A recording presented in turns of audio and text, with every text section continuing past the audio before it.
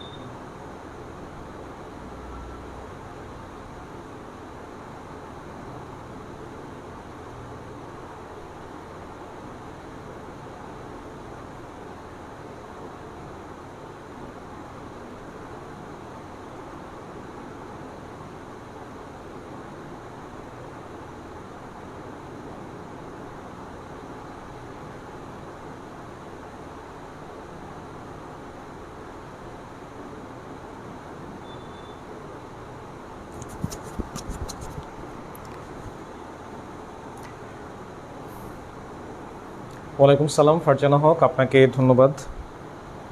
আপনি জানিয়েছেন যে শুনতে পাচ্ছেন। তো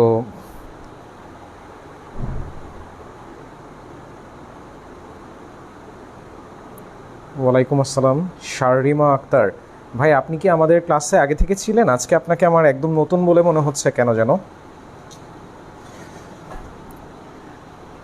আচ্ছা, তো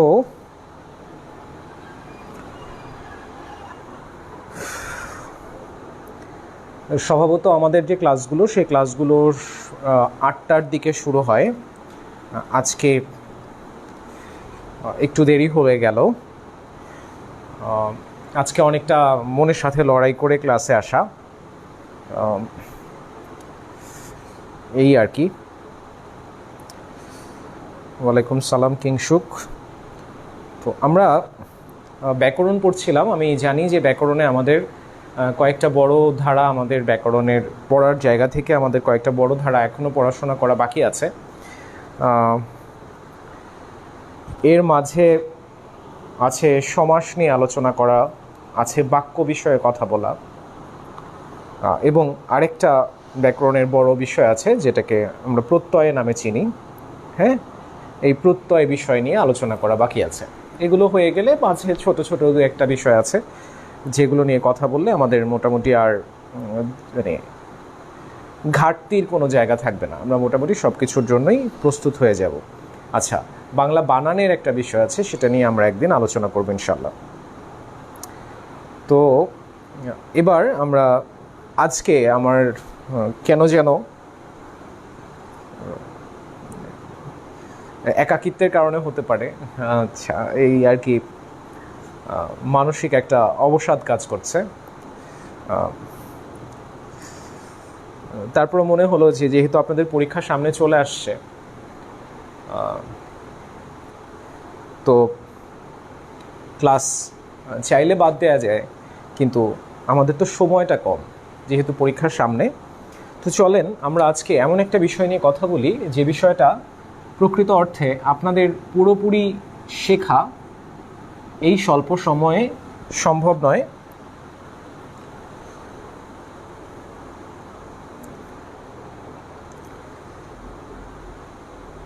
তো তারপরও আমাদের এখান থেকে কিছু বিষয় আছে যে বিষয়গুলো আমাদের শিখে নিলে আমরা প্রত্যয়ের কিছু কিছু জিনিস আমরা অন্তত ধারণ করতে পারবো।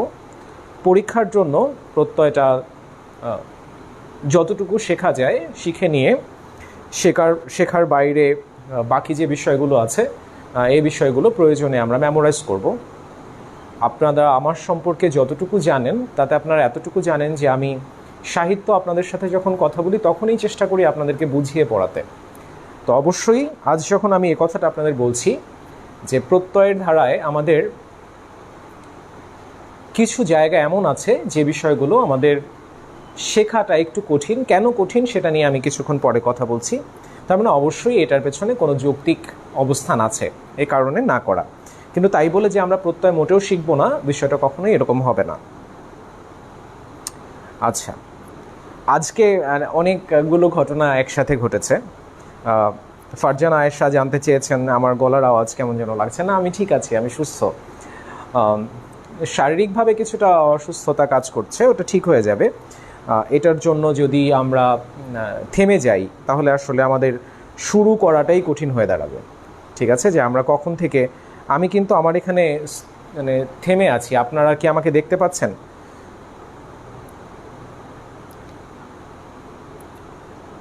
তো থেমে যাওয়া যাবে না। আজকে আমার মানে আমার পাশের একটা রূপালী ব্যাংকের শাখা থেকে কিছু ব্যাংকার আমার সাথে দেখা করতে এসেছিলেন, সহকর্মী তারাও। তো আমি তাদেরকে এর আগে তাদের সাথে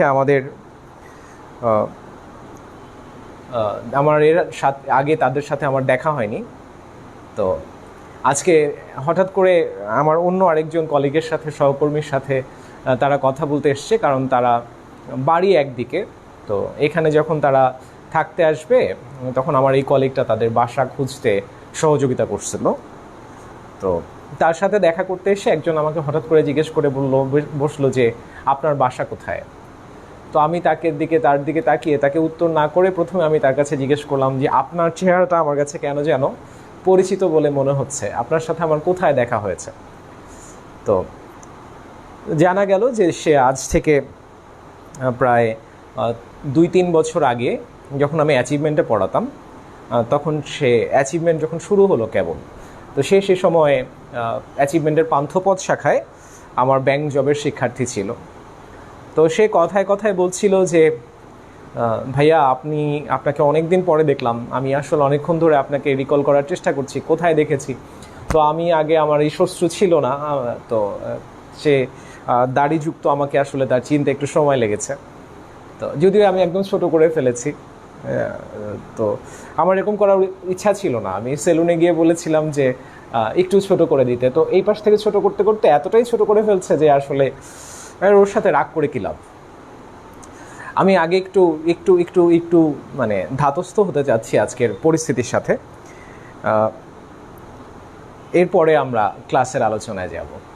তো সে আমাকে বলছিল যে ভাইয়া আপনি যখন করোনায় আক্রান্ত হলেন সে সময় আপনি একটা স্ট্যাটাস দিয়েছিলেন, তো সেটা দেখে আমরা খুব কষ্ট পেয়েছিলাম। তো আমার কাছে কি যে মনে হলো, আমি পরে আমার সেই করোনার সময় যে স্ট্যাটাসটা দিয়েছিলাম সেটা আমি পড়লাম, এবং বিভিন্ন জন যে সেই সময়ের শুভকামনা তারা জানিয়েছিল, আমি সেগুলো দেখলাম, এবং সেগুলো দেখে আমি কিছুটা নস্টালজিক, কিছুটা আবেগ আপ্লুত হয়ে গেলাম। এর মাঝে আমার বাবুটা আজকে অসুস্থ হয়ে গেছে, ঠান্ডা লাগছে, ছোট বাচ্চা তো সব কিছু মিলে মানসিকভাবে কিছুটা অবসাদ কাজ করছে, আর এর বেশি কিছু না। তো আশা করব যে আপনারা আজকে যে টপিকটা নিয়ে আপনাদের আলোচনা হবে, এই টপিকটা আমি কিছুটা ধীরে ধীরে, অবশ্যই আমি দেখলাম দীপক সাহা বলেছেন আজকের টপিকটা একটু ধীরে ধীরে কথা বলতে, কারণ এই প্রত্যয় নিয়ে আপনাদের অনেকেরই শেখার শখ আছে, কিন্তু আপনাদের মধ্যে একটা অনেক বড় ভীতি কাজ করে। এবং অন্য কোনো টপিকের ক্ষেত্রে যদি এটা সমাস হতো, যদি এটা সন্ধি হতো, যদি এটা কারক হতো, যদি এটা বাক্য হতো, যদি এটা পদ হতো, আমি কখনোই এই কথাটা বলতাম না যে এই ভীতি আপনাদের মধ্যে থাকা দরকার। কিন্তু মনে রাখবেন, প্রত্যয়ের ভীতি আপনাদের মধ্যে থাকা দরকার, বিকজ আপনারা প্রস্তুত না প্রত্যয় শেখার জন্য।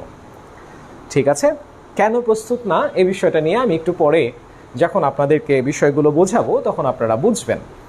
আমি আপনাদেরকে ততটুকু পর্যন্ত বোঝাবো যতটুকু পর্যন্ত ধারণ করা আপনাদের দ্বারা সম্ভব হবে।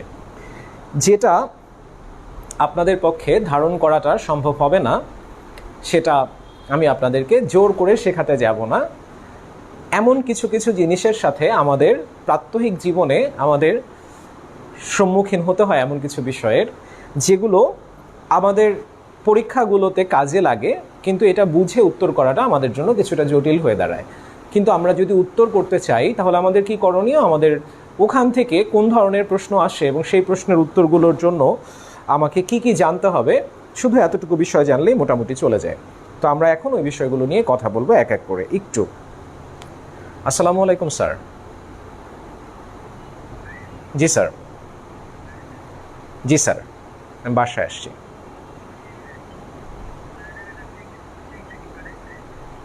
স্যার কুঞ্জেরহাটের চেক কবে দিছিল স্যার? স্যার আমি আসলে বিষয়টাতে, আমি তো এটা নিয়ে কাজ করি না, এটা আমি আসলে জানি না। সাব্বির ভাইয়ের সাথে কথা বলবো? আচ্ছা স্যার, আমি দেখছি, আমি জানাচ্ছি। একটু একটু একটু সময় নিচ্ছি, আসলে আমি দুঃখিত। আমার অফিস থেকে অফিসিয়াল একটা, আজকে আমি 7:15টার সময়, 7:15, 7:20-এর সময় আমি অফিস থেকে বের হয়েছি, এখনও অফিস পিছু ছাড়েনি। ঠিক আছে, আমাকে একটু মিনিট খানেক সময় দিতে হবে, আমাকে একটা অফিসিয়াল কাজ একটু সারতে হবে। এরপরে আমরা প্রত্যয় নিয়ে আলোচনায় যাব, এবং তাতে যদি আমাদের একটু সময় লেগে যায়, আমরা সময় লাগাবো, সমস্যা নাই, আমি সময় দেবো আপনাদের।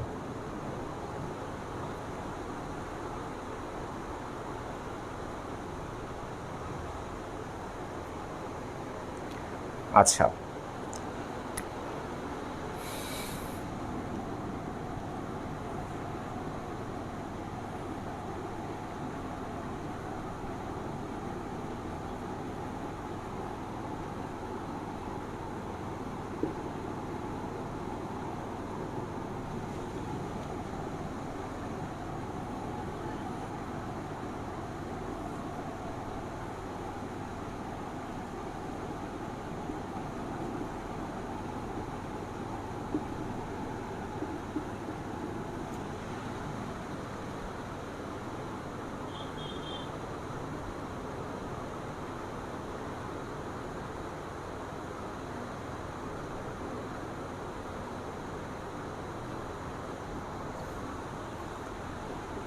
মানে আমি ক্লাসের সময় আমি মোবাইলটা বন্ধ করে রাখি।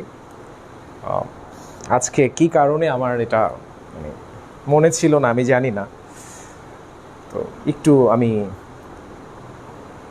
একটু সরি, আমি এই বিষয়গুলো আপনাদের সাথে কথা বলবো।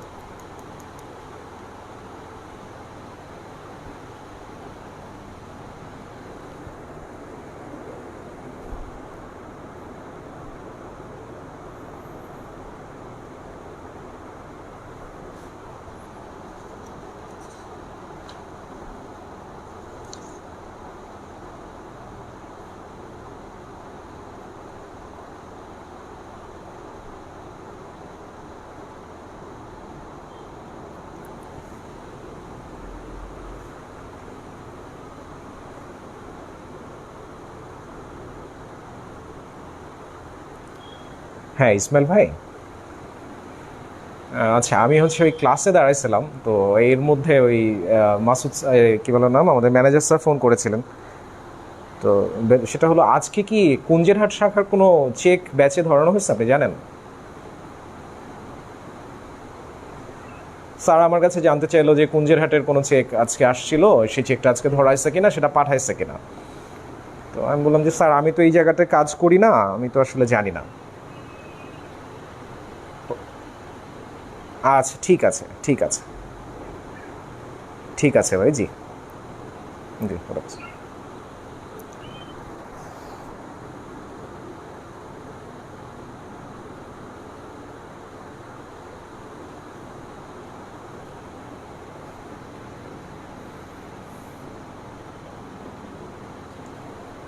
স্যার আসসালামু আলাইকুম। স্যার, ওই যে সাব্বির ভাইকে ফোনে পেলাম না, ওই এর সাথে কথা হলো, ওই ইসমাইল ভাইয়ের সাথে। তো চেকটা আজকে পাঠানো হয়নি, কালকে সকালবেলা পাঠিয়ে দেবে স্যার। জি স্যার, পাস হয়ে গেছে, কালকে সকালে পাঠিয়ে দেবে। ঠিক আছে স্যার, জি, আসসালাম।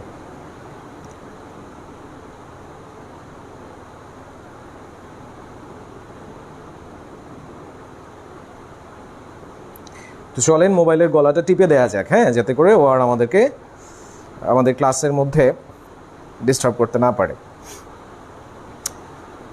ঠিক আছে, তো আমি দুঃখ প্রকাশ করছি, আসলে আমার জায়গা থেকে কিছু করার নাই, ফোন ঢুকে গেছে, তা আবার ম্যানেজারের। এখন যদি ফোনটা কেটে দেওয়া হয় তাহলে আসলে এটা বেয়াদবি হয়ে যায়, তো কাটতে পারিনি। তো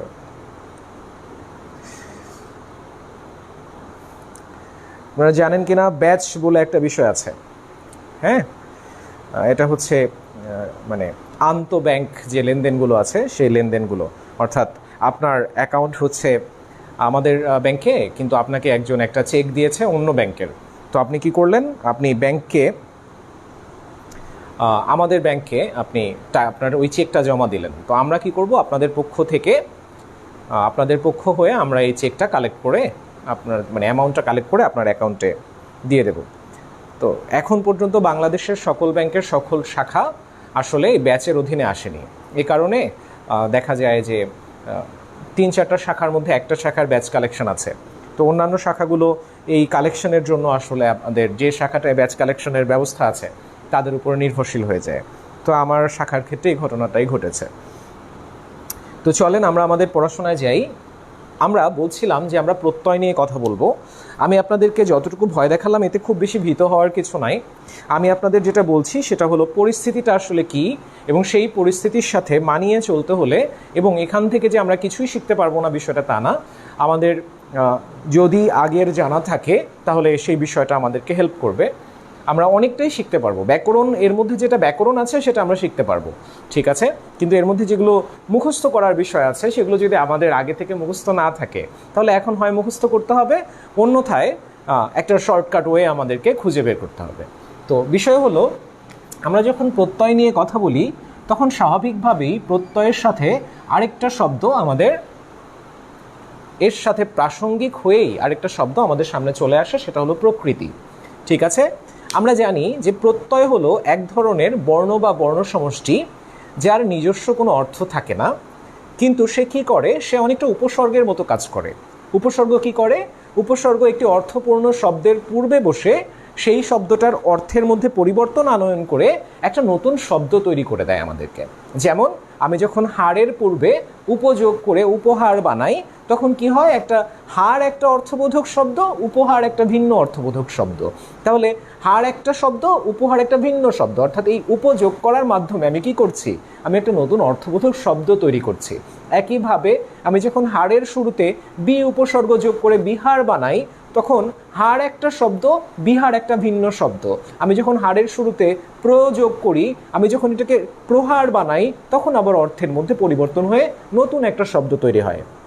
ঠিক একইভাবে এই যে উপ, বি, প্র, এই অর্থবিহীন যে ধ্বনি সমষ্টি আছে, এই ধ্বনি সমষ্টি যেমন করে শব্দের আদিতে বসে শব্দের অর্থের পরিবর্তন ঘটায় বলে এদেরকে আমরা উপসর্গ বলি, এবং আমরা বলি যে এরা অব্যয়সূচক শব্দাংশ, ঠিক একইভাবে প্রত্যয় এরাও এক ধরনের অব্যয়সূচক শব্দাংশ। উপসর্গ এবং প্রত্যয়ের মধ্যে ধর্মগত দিক থেকে, অর্থাৎ ওদের বৈশিষ্ট্যগত দিক থেকে কোনো ফারাক নাই, ঠিক আছে। উভয়েরই নিজস্ব কোনো অর্থ নাই, উভয়ই স্বাধীন পদ হিসেবে ব্যবহৃত হতে পারে না, উভয়ই শব্দের সাথে যুক্ত হয়ে নতুন অর্থবোধক শব্দ তৈরি করে। ব্যবধান শুধু এতটুকু, উপসর্গ যোগ হয় অর্থপূর্ণ শব্দের শুরুতে আর প্রত্যয়টা যোগ হয় শব্দের শেষে। তবে প্রত্যয় উপসর্গের ক্ষেত্রে কি হয়, উপসর্গ যুক্ত হয়ে যে শব্দটা তৈরি হয়, যেহেতু উপসর্গগুলো আমাদের মুখস্থ থাকে, এ কারণে এই উপসর্গ, এই যে শব্দটা, এই শব্দের মধ্যে কতটুকু শব্দ এবং কতটুকু উপসর্গ এটা আমরা বুঝতে পারি। ধরে নিলাম যে একটা জায়গায় দুটো উপাদান আছে, ক এবং খ, ঠিক আছে। এই দুটো উপাদানের সমন্বয়ে একটা নতুন কিছু গঠিত হলো। তো এদের মধ্য থেকে আমি যদি একটা উপাদান সম্পর্কে জানি তাহলে এটা বাদ দিয়ে অবশিষ্টটা কি, এটা কিন্তু আমাদের বোঝাটা সহজ হয়। অর্থাৎ ক এবং খ এর মধ্য থেকে আপনি যদি কটাকে চেনেন এবং আপনি যদি জানেন যে ক এবং খ যোগ হয়ে ক খ বানাইছে, ঠিক আছে, তাহলে এই ক খ এর মধ্য থেকে ককে যদি আমরা বাদ দেই তাহলেই কিন্তু আমরা ক্ষয়ের অস্তিত্বটা, ক্ষয়ের পরিমাণটা আমরা জানতে পারি, ঠিক আছে। তাই এই উপহারের মধ্য থেকে আমি জানি যে উপটা উপসর্গ, এটা আমার মুখস্থ আছে। দ্যাটস ওয়াই উপ ব্যতীত অবশিষ্ট যে অংশটা আছে সেটা যে শব্দ, এটা বুঝতে আমার খুব একটা কষ্ট হয় না, ঠিক আছে। একইভাবে শব্দ যখন বিহার হয়, আমাকে যদি কেউ বলে দেয়, অনেকে আমরা হয়তো মনে করতে পারি যে বিহার নিজেই একটা শব্দ, বিষয়টি এরকম না, বিহারের মধ্যে হার হলো শব্দ, বিটা হলো উপসর্গ। এখন আমাকে যদি কেউ বলে দেয় যে বিহার শব্দে উপসর্গ কোনটি, আমরা যেহেতু বি উপসর্গ সম্পর্কে আমাদের ধারণা আছে, আমরা তখন বুঝে নিতে পারি যে বি হলো উপসর্গ, হার হলো শব্দ। আমাকে যদি বলে দেয় যে প্রহার শব্দে উপসর্গ কোনটি, তখন আমরা জানি যে প্র একটা উপসর্গ, হার একটা শব্দ, সো দ্যাট এদেরকে আমরা আলাদা করতে পারি। কিন্তু উপসর্গ এবং প্রত্যয়ের মধ্যে সাদৃশ্য অনেক, কিন্তু আমাদেরকে যখন প্রশ্ন করা হয় যে নৈতিক এই শব্দে উপসর্গ কোনটি, এই শব্দে প্রত্যয় কি আছে, এই শব্দে প্রকৃতি কি আছে, এটা আমাদেরকে খুঁজে বের করতে বলছে। এখন যদি আমার জানা থাকে যে ইক নামে একটা প্রত্যয় আছে, তখন আমি কি করতে পারি, এর অবশিষ্ট অংশটাকে ওই পাশে নিয়ে যেতে পারি এবং এই জায়গায় নীতিটাকে আলাদা করতে পারি যদি আমার প্রত্যয় সংক্রান্ত আরও অনেক কিছু বিষয় জানা থাকে। কারণ স্বাভাবিকভাবে আমি যখন নীতি এবং ইককে যোগ করি, তখন কিন্তু শব্দটা, যদি সন্ধির ভাষায় যোগ করি, তখন কিন্তু শব্দটার ধরনটা এরকম হওয়ার কথা ছিল। ঠিক আছে, কারণ এর শেষে একটা রস্যই ছিল, ওর শুরুতে একটা রস্যই ছিল। আমরা জানি যে সন্ধির নিয়ম অনুযায়ী রস্যই যোগ করলে একটা দীর্ঘই আসার কথা, কিন্তু এখানে কি আসছে, এখানে তো ঘটনাটা চেঞ্জ হয়ে এটা নৈতিক হয়ে যাচ্ছে।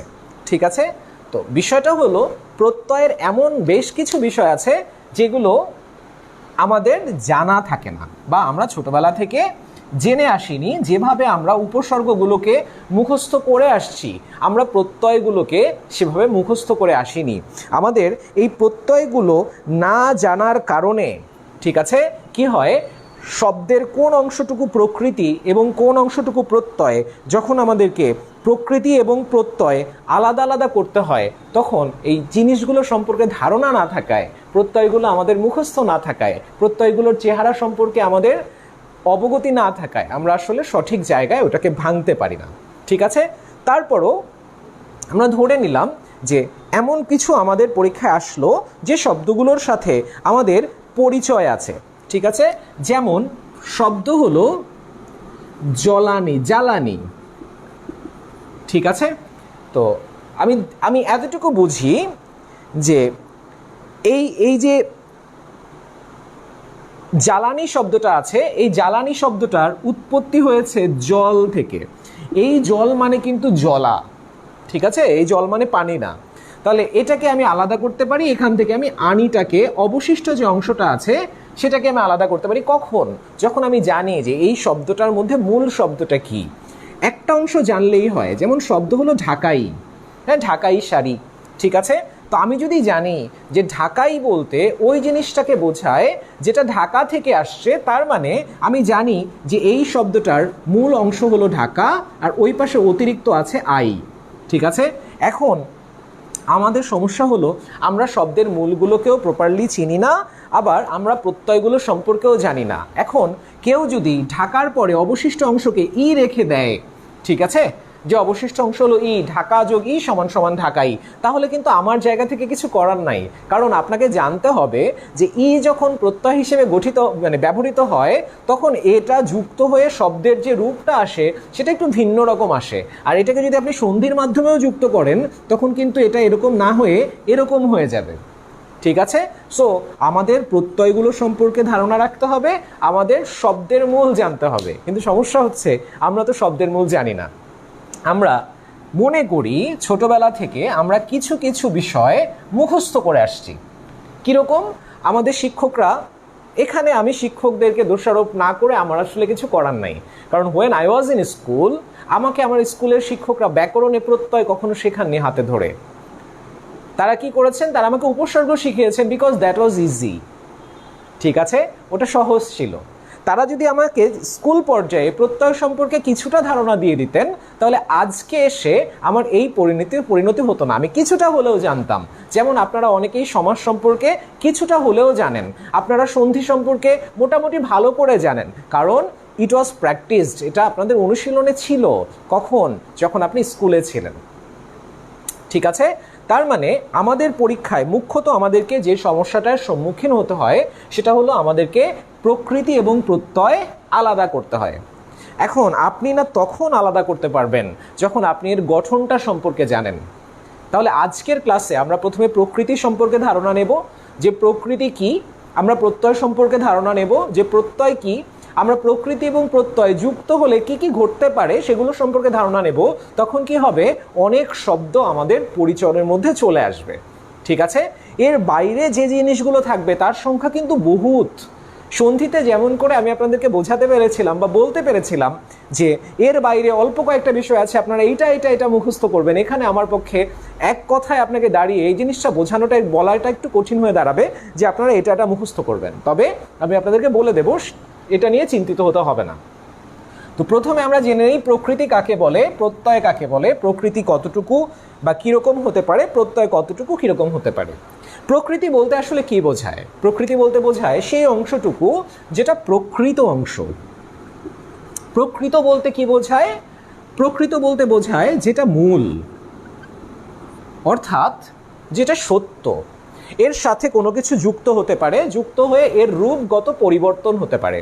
তার মানে আজকের বাংলায় যে লাখো শব্দ রয়েছে, এই লাখো শব্দের মধ্যে খুব কম প্রকৃত শব্দ আছে। এই প্রকৃত শব্দগুলোকে বিভিন্ন উপায়ে বিভিন্ন পদ্ধতিতে ব্যবহার করে নতুন নতুন শব্দ গঠিত হয়েছে। ওই যে আপনারা পড়েছিলেন, শব্দকে তার গঠন অনুসারে দুটি ভাগে ভাগ করা যায়, যার এক ধরনের শব্দকে বলা হয় মৌলিক শব্দ, এক ধরনের শব্দকে বলা হয় সাধিত শব্দ। এই যে মৌলিক শব্দগুলো আছে সেগুলোই হলো শব্দের মূল। ওই জিনিসগুলোর সাথে বিভিন্ন জিনিস যুক্ত করে আমরা নিত্য নতুন শব্দ বানাইছি। তাহলে প্রকৃত থেকেই আসলে প্রকৃতি শব্দের উৎপত্তি, অর্থাৎ একটা শব্দের যে মূল অংশ রয়েছে সেই মূল অংশটাকে, অর্থাৎ ওই শব্দটা যেই উৎস থেকে, যেই শব্দ থেকে জাত হয়েছে, যেই মূলটা ব্যবহার করে ওই শব্দটাকে বানানো হয়েছে, সেই জিনিসটাকে বলা হচ্ছে শব্দমূল বা প্রকৃতি। এখন এই প্রকৃতিটা আপনি কোন ধরনের শব্দের ক্ষেত্রে আপনি এই প্রকৃতিটা বোঝাচ্ছেন। যেমন একটু আগে আমরা যখন ঢাকাই নিয়ে কথা বলছিলাম, আমরা জানি যে আমরা যেহেতু ব্যাকরণিক শব্দ শ্রেণী পড়েছি, আমরা যেহেতু পদ প্রকরণ পড়েছি, আমরা জানি যে শব্দকে নাম এবং ক্রিয়া এ দুটো ভাগে ভাগ করা হয়েছিল। নাম শব্দ হচ্ছে সেই শব্দগুলো যেগুলো ক্রিয়া ব্যতীত। ঠিক একইভাবে আপনি যখন প্রকৃতি নিয়ে কথা বলছেন, আপনি কোন শব্দটার প্রকৃতি নিয়ে কথা বলছেন এটার উপর ভিত্তি করে এই প্রকৃতিকে দুটো অংশে ভাগ করা হয়। যে শব্দগুলো থেকে, যে মৌলিক অংশগুলো থেকে নাম শব্দগুলো সৃষ্টি হয়েছে, সেই মৌলিক অংশগুলোকে বলা হয় নাম প্রকৃতি। যেমন ঢাকাই, এটা তো কোনো কাজ প্রকাশক শব্দ না, এটা একটা নাম শব্দ। তাহলে এই ঢাকাই যেহেতু নাম শব্দ, এই ঢাকাইয়ের যে মূলটা আছে ঢাকা, হ্যাঁ, এটা হচ্ছে ওই ঢাকাইয়ের প্রকৃতি। এবং ঢাকাই যেহেতু নাম শব্দ, তাহলে ঢাকাটা একটা নাম প্রকৃতি। ঠিক আছে, একইভাবে ক্রিয়াগুলো, আমরা যে ক্রিয়া বা ক্রিয়াবাচক, ক্রিয়া থেকে জাত যে শব্দগুলো আছে এই শব্দগুলোর কথা বলি। যেমন শব্দ হলো কার। কার কিরকম? যেমন চর্যাকার, মানে যারা কি করেছেন, চর্যাকে যারা তৈরি করেছেন, মানে চর্যাপদগুলোকে যারা তৈরি করেছেন। এই যে আমরা কথায় কথায় বলি যে স্বর্ণকার, চর্মকার, হ্যাঁ, কর্মকার, এই যে শব্দগুলো আছে এই শব্দগুলো প্রত্যেকটাই কার থেকে জাত। এই কার শব্দটা এসছে, এটা একটা ক্রিয়াজাত শব্দ, মানে যেটা একটা ক্রিয়ার মূল থেকে যে শব্দটা সৃষ্টি হয়েছে, এটা এসছে মূলত ক্রি ধাতু থেকে। ঠিক আছে, এই যে ক্রি, এটা হলো এই শব্দটার মূল, এবং এটা যেহেতু একটা ক্রিয়াবাচক শব্দ, তাই এর যে মূল অংশটা রয়েছে এটাকে বলা হয় ক্রিয়া প্রকৃতি, যেটাকে আমরা অন্য কথায় ধাতু বলি। এই ধাতু নিয়ে আমরা বিস্তর কথা বলেছি, এবং যখন আমরা ধাতু নিয়ে কথা বলেছি তখন আমরা বলেছিলাম যে ধাতুগুলো তার গঠন অনুসারে তিন প্রকারের হয়। এর একটা অংশে অতিরিক্ত কিছু থাকে না, যেটাকে মৌলিক ধাতু বলে। আমরা যখন মৌলিক ধাতু নিয়ে কথা বলেছি তখন আমরা বলেছি যে মৌলিক ধাতুগুলো আবার তিন প্রকারের হয়, যার কিছু অংশ আছে বাংলায়, খাঁটি বাংলায়, কিছু অংশ আছে যেগুলো কিনা সংস্কৃত, এবং সংস্কৃত ধাতুগুলোর গঠনটা আমাদের বাংলা ধাতুর চেয়ে আলাদা। ঠিক আছে, যেমন একটা শব্দ হলো করা। ঠিক আছে, এই যে করা আমরা বুঝতে পারছি যেটা কর থেকে এসেছে। এই যে কর, এটা বাংলা ধাতু। এই করেরই যে সংস্কৃত রূপটা আছে সেটা হলো ক্রি। এই ক্রি থেকে অসংখ্য শব্দ তৈরি হয়েছে, যেমন ক্রির সাথে তব্য যোগ করে আপনারা কর্তব্য বানিয়েছেন। তার মানে এই কর্তব্য শব্দটা একটা ক্রিয়াজাত শব্দ, একটা ক্রিয়া থেকে সৃষ্ট শব্দ, একটা ক্রিয়ার মূল অংশ থেকে সৃষ্ট শব্দ, যেটার মূলটা ছিল ক্রি। একইভাবে এই ক্রি থেকে করণ হয়েছে, এই ক্রি থেকে কারণ হয়েছে, এই ক্রি থেকে কর্তা হয়েছে, এই ক্রি থেকে কর্তৃ হয়েছে, এই ক্রি থেকে কারক হয়েছে। ঠিক আছে, তাহলে এই যে যত অনেক শব্দ কিন্তু একটা ধাতু থেকে সৃষ্টি হয়েছে। কিন্তু সমস্যা হচ্ছে আমরা উপসর্গের ক্ষেত্রে উপসর্গ ব্যতীত অন্য অংশটুকুকে যেভাবে অর্থপূর্ণভাবে চিনি, কারণ এই শব্দগুলো আমাদের প্রাত্যহিক জীবনে ব্যবহৃত, কিন্তু এই কর্তব্যের মূল যে ক্রি, এটা যদি আপনাকে শেখানো না হতো তাহলে এটা বোঝাটা আমাদের জন্য কিছুটা কঠিন হয়ে দাঁড়াতো। এখন আপনি কেন বোঝেন? কারণ যে ক্রি বলে একটা ধাতু আছে, কিন্তু আপনাকে যখন জয় শেখায়, আপনাকে জানতে হবে যে জয়ের মূলটা আসছে জি থেকে, এর সাথে অল যোগ হয়েছে, এই অলের মধ্যে অ অংশটুকু থাকে, বাকি অংশটুকু লোপ পেয়ে যায়, এই জিটা চেঞ্জ হয়ে যে হয়, এখানে অ হয়, যে এবং অ যখন যোগ হয়, যেমন করে আপনারা শিখেছিলেন নে যোগ অন সমান সমান নয়ন। কেন বলা হয়েছিল যে এর সাথে এ ব্যতীত অন্য কোনো স্বর যুক্ত হলে এটা অয় হয়ে যায়। তো কি হলো, এখানে অলটার লটা যখন লোপ পেল এবং জি যখন যে হয়ে গেল, এই জটা এর সাথে যেহেতু এ আছে, এর সাথে এ ভিন্ন অন্য স্বর যুক্ত হয়, এই এটা পরিবর্তিত হয়ে অয় হয়ে গেল, টার্মটা জয় হয়ে গেল। এখন এই জয়ের সাথে জি এর যে চেহারাগত বৈসাদৃশ্য, অমিল আপনি যদি না জানেন এই জয় শব্দটা জি ধাতু থেকে সৃষ্টি হয়েছে, তাহলে এটা আপনার পক্ষে বোঝাটা সম্ভব না। ঠিক আছে, কেন আমি বলি যে প্রকৃতি প্রত্যয় বা প্রত্যয় শেখার জন্য আপনাদের একটা ভিত্তি দরকার। আপনি কখন প্রকৃতি এবং প্রত্যয়কে যুক্ত করতে পারবেন? যখন আপনি প্রকৃতিটাকে জানবেন যে এই শব্দটার প্রকৃতি কি। আমরা তো প্রকৃতিই চিনি না, কিন্তু আমরা মনে মনে আশা করে থাকি যে আমরা প্রকৃতি প্রত্যয় শিখব। ঠিক আছে, এবং এই এক্সপেকটেশনটা কেন অবাস্তব? আমার এই কথাগুলো আমার ব্যক্তিত্বের সাথে বা আমার পড়ানো বা আমার যে দৃষ্টিভঙ্গি সেগুলোর সাথে আমি মেলাতে পারি না, কারণ আমি সবসময় মনে করি যে আপনাদেরকে সব কিছুই বোঝানো সম্ভব, কিন্তু বোঝানোর জন্য আপনার কাছে তো কিছু থাকতে হবে। ঠিক আছে, বোঝেন। যারা আমরা যেমন ঢাকা বিশ্ববিদ্যালয়ে যেমন বাংলা বিষয় আছে, আরবি বিষয় আছে, ফার্সি বিষয় আছে, এরকম বিভিন্ন বিশ্ববিদ্যালয়গুলোতে, বিশেষত যেগুলো একটু পুরনো বিশ্ববিদ্যালয়, এই বিশ্ববিদ্যালয়গুলোতে এই আরবি ফার্সি এই ধরনের ভাষা শিক্ষা বিষয় আছে। তো এরকম একটা বিষয় যেটার নাম হলো সংস্কৃত। তো এই সংস্কৃত বিভাগে যারা পড়াশোনা করেন, আমরা যখন বিশ্ববিদ্যালয়ের প্রথম শ্রেণীতে পড়ি, অর্থাৎ বিশ্ববিদ্যালয়ের ফার্স্ট ইয়ার, ঠিক আছে, প্রথম বর্ষ, তখন আমাদেরকে কি করা হয়, ওই বিভাগের যে একদম সূচনা পর্যায়ের যে সাবজেক্টগুলো আছে সেগুলো শেখানো হয়, ইন্ট্রোডাক্টরি সাবজেক্টস। ঠিক আছে, আমরা যখন দ্বিতীয় ক্লাসে উঠি, অর্থাৎ আমরা যখন দ্বিতীয় শ্রেণীতে উঠি, দ্বিতীয় বর্ষে উঠি, তখন প্রথম বর্ষের ওপরে আমার যে জ্ঞানটা হলো, সেই জ্ঞানটাকে কাজে লাগিয়ে শেখা যায় এরকম কিছুটা ডেভেলপড সাবজেক্টের সাথে আমাদের পরিচয় হয়। তৃতীয় বর্ষে গিয়ে সাবজেক্টের জায়গাটার জটিলতার হারটা আরেকটু বৃদ্ধি পায়। চতুর্থ বর্ষে গিয়ে আমরা এ যাবৎকালের যা শিখছি সেই ভিত্তিটাকে কাজে লাগিয়ে আমাদেরকে চতুর্থ বর্ষে শেখানো হয়। ঠিক আছে, ওই সময়কার সাবজেক্টগুলো নির্ধারণ করা হয়। এখন যারা সংস্কৃত বিভাগে পড়াশোনা করেন, আমি জানি না আপনাদের মধ্যে কেউ এই বিভাগের শিক্ষার্থী আছেন কিনা, যদি থাকেন তাহলে তারা জানবেন, যারা সংস্কৃত বিভাগে পড়াশোনা করেন তাদের চতুর্থ বর্ষের একটা সাবজেক্টের নাম হলো প্রত্যয়। তবে পুরো প্রত্যয় না, একটা সাবজেক্টের নাম হলো তদ্ধিত প্রত্যয়। ঠিক আছে, অর্থাৎ তদ্ধিত প্রত্যয় একজন শিক্ষার্থীকে শেখানো শুরু করার আগে এই জিনিসটা ধরে নেওয়া হয় যে সে তৃতীয় বর্ষ পর্যন্ত পড়াশোনা করার আগ পর্যন্ত সে এই তদ্ধিত প্রত্যয় শেখার জন্য মানসিকভাবে প্রস্তুত থাকবে না। এখন আমরা সারা জীবন আমাদের ডিসিপ্লিনে পড়ে আসছি, যে ডিসিপ্লিনেই পড়ি না কেন, এবং আমাদের ধাতু সম্পর্কে, আমাদের প্রত্যয় সম্পর্কে, আমাদের প্রকৃতি সম্পর্কে কোনো ধারণা নাই।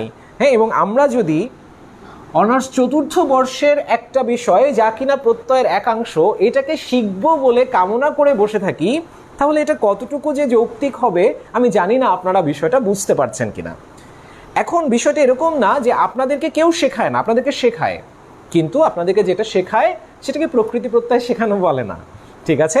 আপনাদেরকে ব্যাকরণটা শেখায় যে যখন প্রকৃতি এবং প্রত্যয় যুক্ত হয় দেন কি ঘটে।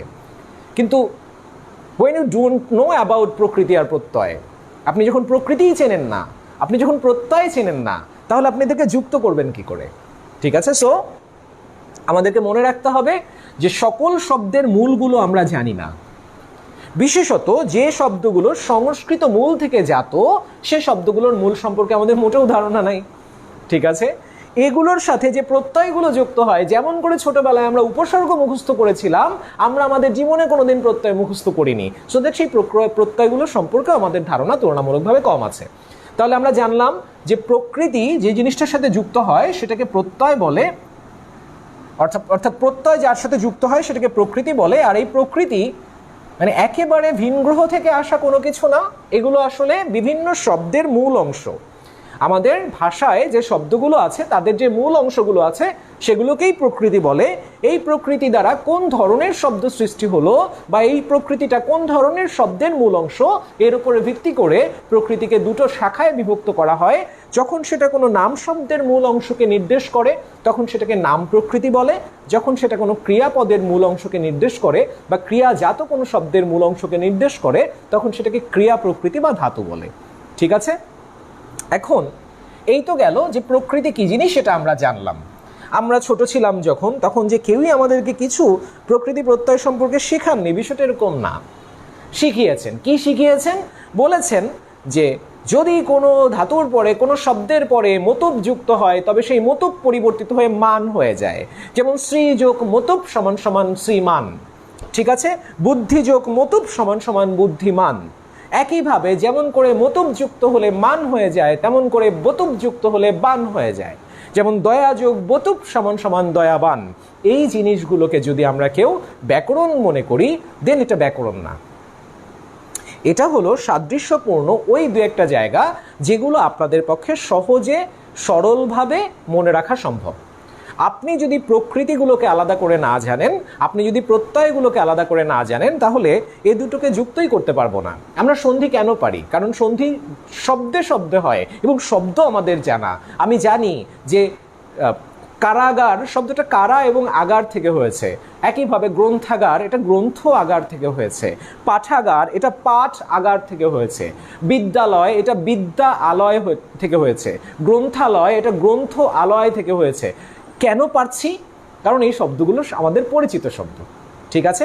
তো চলেন এবার প্রত্যয় নিয়ে কথা বলা যাক। আমরা বলেছি প্রত্যয় হলো সেই বিষয় যা কিনা একটা প্রকৃতির সাথে যুক্ত হয়ে নতুন অর্থবোধক শব্দ তৈরি করে। এবং প্রত্যয়ের বৈশিষ্ট্য কি? প্রত্যয়ের নিজস্ব কোনো অর্থ নাই। যেমন আমি যখন ঢাকার সাথে আই যোগ করে ঢাকাই বানাচ্ছি তখন এই আইটা হলো প্রত্যয়, ঠিক আছে? এখন তাহলে প্রত্যয়ের সংজ্ঞায় কি দাঁড়ায়? যে ধ্বনি বা ধ্বনি সমষ্টি যার নিজস্ব কোনো অর্থ নাই কিন্তু সে কোনো প্রকৃতির পরে যুক্ত হয়ে সেই শব্দের অর্থে পরিবর্তন আনয়ন করে, সেই ধ্বনি বা ধ্বনি সমষ্টিকে কি বলা হয়? প্রত্যয় বলা হয়। তাহলে প্রত্যয় যুক্ত হয় কার সাথে? প্রত্যয় যুক্ত হয় প্রকৃতির সাথে। এখন এইটা অন্যভাবে প্রশ্নে আসতে পারে যে কার পরে প্রত্যয় যুক্ত হয়ে নতুন অর্থবোধক শব্দ তৈরি করে।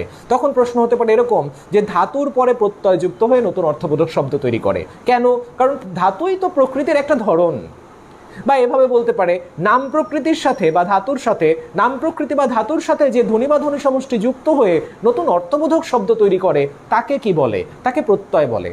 কারণ প্রকৃতির পরে যুক্ত হয়ে যে প্রকৃতির অর্থে পরিবর্তন আনয়ন করতে পারে তাকেই তো প্রত্যয় বলা হয়। কারণ বলা হচ্ছে যে যে ধ্বনি বা ধ্বনি সমষ্টি একটা শব্দের মূলের সাথে যুক্ত হয়ে নতুন অর্থবোধক শব্দ তৈরি করতে পারছে তাকেই আমরা কি বলছি? প্রত্যয় বলছি। এখন এই যে প্রত্যয় আছে, এই প্রত্যয় কার সাথে যুক্ত হয়ে নতুন অর্থবোধক শব্দ তৈরি করছে এর উপরে ভিত্তি করে প্রত্যয়কে দুটো ধারায় ভাগ করা হয়। আমরা জানি যে প্রকৃতির দুটো ধারা আছে, একটা হলো নাম প্রকৃতি আরেকটা হলো ক্রিয়া প্রকৃতি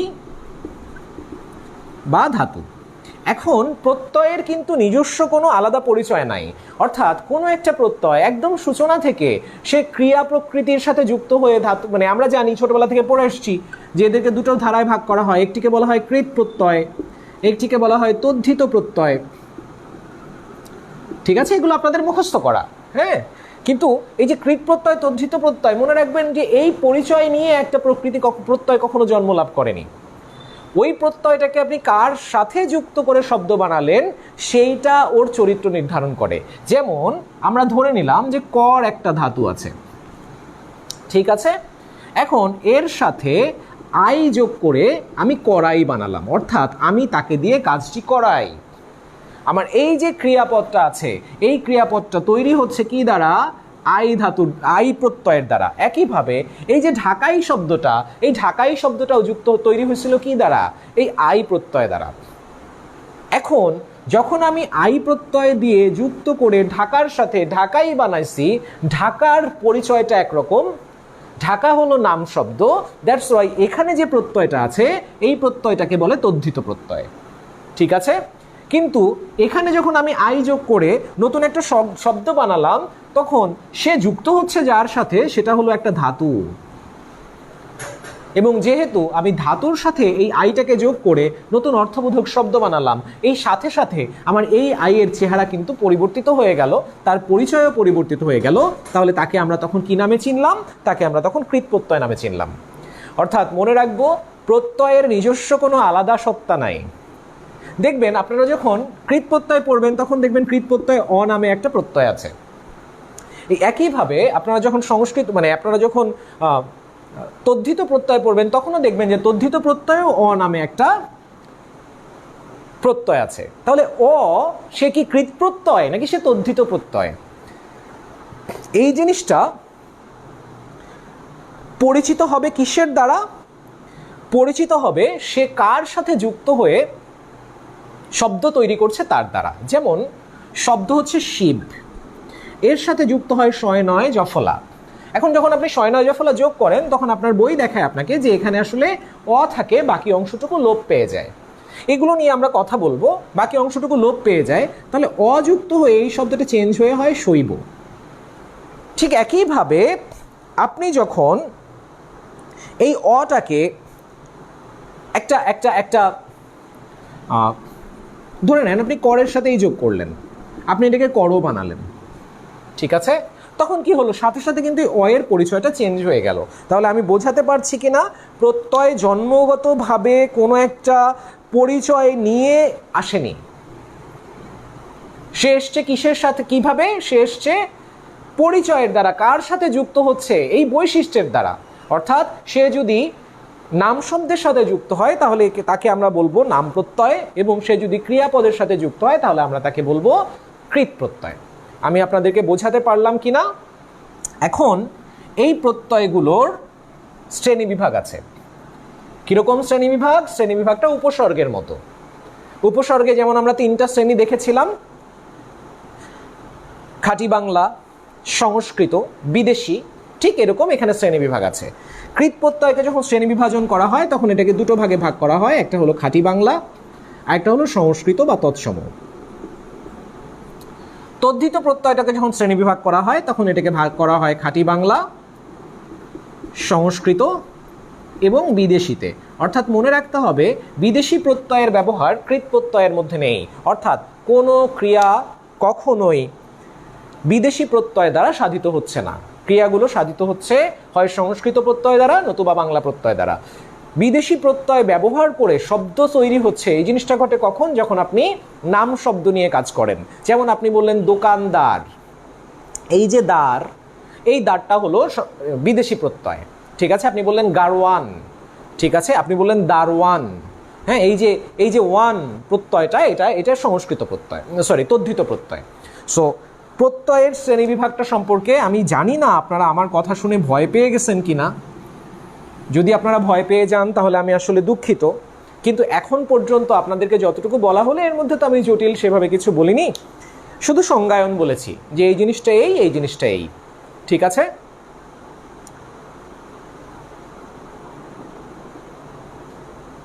তা আপনারা এতটুকু বুঝলেন কিনা আমাকে একটু জানাবেন। যে প্রকৃতি বলতে কি বোঝায়, প্রত্যয় বলতে কি বোঝায়, প্রকৃতি কত প্রকার, প্রত্যয় কত প্রকার। এরপরে আমরা প্রকৃতি প্রত্যয়ের মাধ্যমে শব্দ গঠনে যাব। এখন আমরা প্রকৃতি চিনলাম, এখন আমরা প্রত্যয় চিনলাম।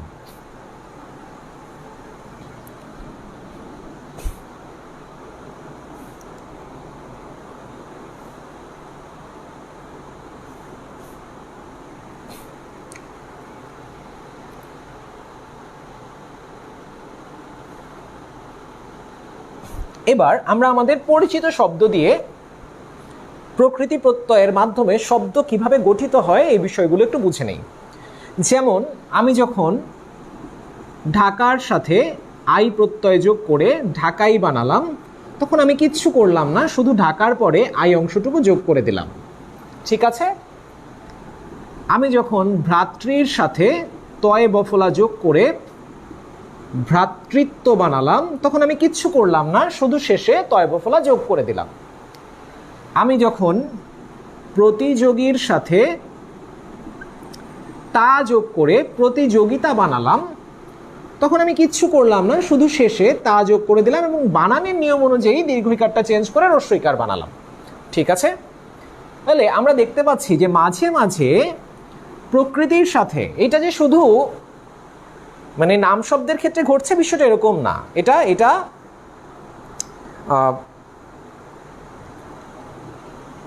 আপনার ক্রিয়ার সাথেও ঘটতে পারে। ঠিক আছে? যেমন বলা হলো সেব। সেব হচ্ছে একটা একটা একটা একটা একটা ধাতু যেটা থেকে সেবা, হ্যাঁ, এর সাথে যখন আপনি অগ যোগ করলেন তখন আপনি শব্দ বানালেন সেবক। ঠিক আছে? তো কিছুই করেননি, শেষে শুধু অগ যোগ করে দিচ্ছেন, আর কিচ্ছু না। তার মানে দেখা যায় মাঝে মাঝে প্রকৃতির সাথে প্রত্যয় যুক্ত হয়ে শব্দ গঠন করলে কোনোরূপ পরিবর্তন হয় না। কিন্তু শব্দ হলো ক্রি যোগ নক, আমি কিন্তু আপনাদের শুধু পরিচিত জায়গা নিয়ে কথা বলছি, সমান সমান কারক। ঠিক আছে? বা ধরে নেন আপনাকে এখানে অক না দিয়ে ব্যাকরণ আপনাকে এখানে নক বলে দিল, তো আপনি পেলেন কারক। আপনি বলতে পারেন যে ভাইয়া একটু আগে ক্রি যোগ অক শিখাইছেন, এখন আবার শেপ যোগ অক শিখাইছেন, এখন আবার শেপ যোগ নক শিখাচ্ছেন। এগুলো নিয়ে কথা বলার জন্যই আসা। ঠিক আছে? আপনাদেরকে শাকিল রহমান, আপনাকে আমি গুলি করে দেব। আপনারা আমাকে বলেন তো যে এখন পর্যন্ত আমি আপনাদেরকে মানে বকা দিছি, ভয় দেখাইছি, কিন্তু আমি কি আদতে আপনাদের কোনো ক্লাসের ভিডিও ডিলিট করছি উইলিংলি? আমার মনে আছে যে মাঝে আমি যখন ক্লাসগুলো পোস্ট দিতাম ওখানে একটা কথা দাঁড়াতো যে ওই delete after 30 days or never delete. তো আমার অসাবধানতা বশত দু একটা জায়গায় ডিলিট আফটার 30 days-এ ক্লিক পড়ে গেছে। এর ফলে আপনাদের গ্রুপে কয়েকটা ক্লাস নাই, কিন্তু এ যাবৎ তো আমি কখনো আপনাদের সাথে রাগ করে কোনো ক্লাস ডিলিট করে দেইনি। আপনারা ক্লাসে আসতে ভুলে যেতে পারেন, আমি আমার অসাবধানতা, আমার অপারগতা, আমার শারীরিক সমস্যা, আমার পারিবারিক সমস্যা, হ্যাঁ, আমার অফিসিয়াল জটিলতা, এসবের কারণে ক্লাসে আসতে আমার হয়তো বা কখনো কখনো দেরি হয়ে যায়, কখনো আসতে পারি না। কিন্তু আমি যে কয়টা ক্লাস নিয়েছি আমি কিন্তু সেগুলোর ভিডিও রেখে দিছি, তো আমাকে এখন খোঁচানোর কি দরকার? এমনিতে মন মেজাজ ভালো না বেটা। আচ্ছা, কোথায় ছিলাম? কথা বলছিলাম যে এই যে নক লিখলাম, একবার অক লিখলাম, হ্যাঁ, দুবার দুরকম লিখলাম না, তাহলে কেমন হয়ে গেল না বিষয়টা? তো মনে রাখবো যে যখন প্রকৃতির সাথে প্রত্যয় যুক্ত হয়ে শব্দ গঠিত হয় তখন প্রত্যয়ের বেশ কিছু রকমের পরিবর্তন হয়, আবার প্রকৃতিরও বেশ কিছু রকমের পরিবর্তন হয়। এটা বাধ্যতামূলক, এটা হতেই হবে তা না, এটা হতে পারে। ঠিক আছে? এখন আমরা এই পরিবর্তনগুলোর নাম জানবো, তাহলে শব্দগুলো কিভাবে গঠিত হচ্ছে আমরা কিছুটা হলেও বুঝতে পারবো। ঠিক আছে? চলেন বোঝার চেষ্টা করি। শাকিল, আমি কিন্তু, আপনি জানেন আপনি আমার যথেষ্ট স্নেহের একজন, আমি ব্যক্তিগত কাজেও আপনাকে ফোন করেছি। ঠিক আছে? সো মন খারাপ করা যাবে না, বাট আমি তো কোনোটা ডিলিট করিনি, তাহলে আমাকে কেন বলা যে ভাই ডিলিট করার দরকার নাই? আমি ডিলিট করব না, সমস্যা নাই। আমি তো ঘোষণা দিয়েছি যে এভাবে পড়ানো এটা আমার জন্য কিছুটা কঠিন হয়ে দাঁড়াচ্ছে, আমি পারছি না। সো আপনাদের ব্যাচের পরে মানে জাস্ট আফটার ফিনিশিং 41, ঠিক আছে, আমি ব্যক্তিগতভাবে এভাবে ব্যাচ করে পড়াবো কি না এই ব্যাপারে সন্দেহ আছে। ঠিক আছে? আমি মুক্ত বিহঙ্গ, মুক্ত থাকাটাই ভালো। হ্যাঁ, কোনো একটা দায়বদ্ধতায় আবদ্ধ হয়ে কঠিন হয়ে যাচ্ছে। তো এই যখন যুক্ত হয়ে নতুন শব্দ গঠিত হয় তখন প্রকৃতির কিছু অংশ অনেক সময় বিলুপ্ত হয়ে যায়। তো এই বিষয়গুলো নিয়ে আমরা এখন কথা বলবো। যেমন আমরা যোগ করলাম সেব এর সাথে অনট, ঠিক আছে, তখন দেখব যে এখানে শব্দটা হলো সেবন।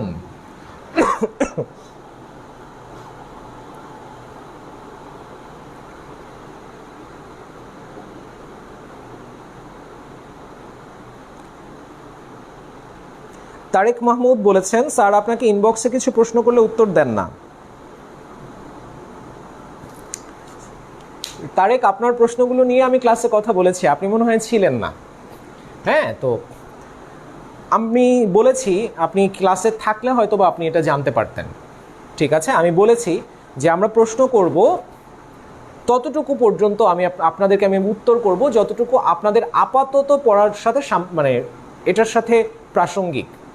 ঠিক আছে, যদি এমন হয়ে যায় যে আমাদের প্রশ্নগুলোর উত্তরটা এমন যেটা পড়তে গেলে এই মুহূর্তে আমাদের পড়াশোনায় ক্ষতি হয়ে যাবে, হ্যাঁ আপনি চাই আপনারা সবাই বাংলা জানেন, কিন্তু আমাদের বাংলা জানা যেন এতটা পর্যায়ে না যায়, মানে জানার চেষ্টাটা যেন এতটা পর্যায়ে না যায় যে আমাদের অন্যান্য সাবজেক্টে ক্ষতি হয়ে যায়। আপনি প্রশ্ন করেছিলেন যে হীরামন পাখির সাথে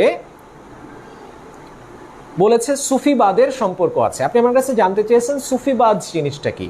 প্রথমত সুফিবাদ হচ্ছে যারা সুফি সাধক আছেন তারা যেই দর্শনটাকে বিশ্বাস করেন সেটাকে বলে সুফিবাদ।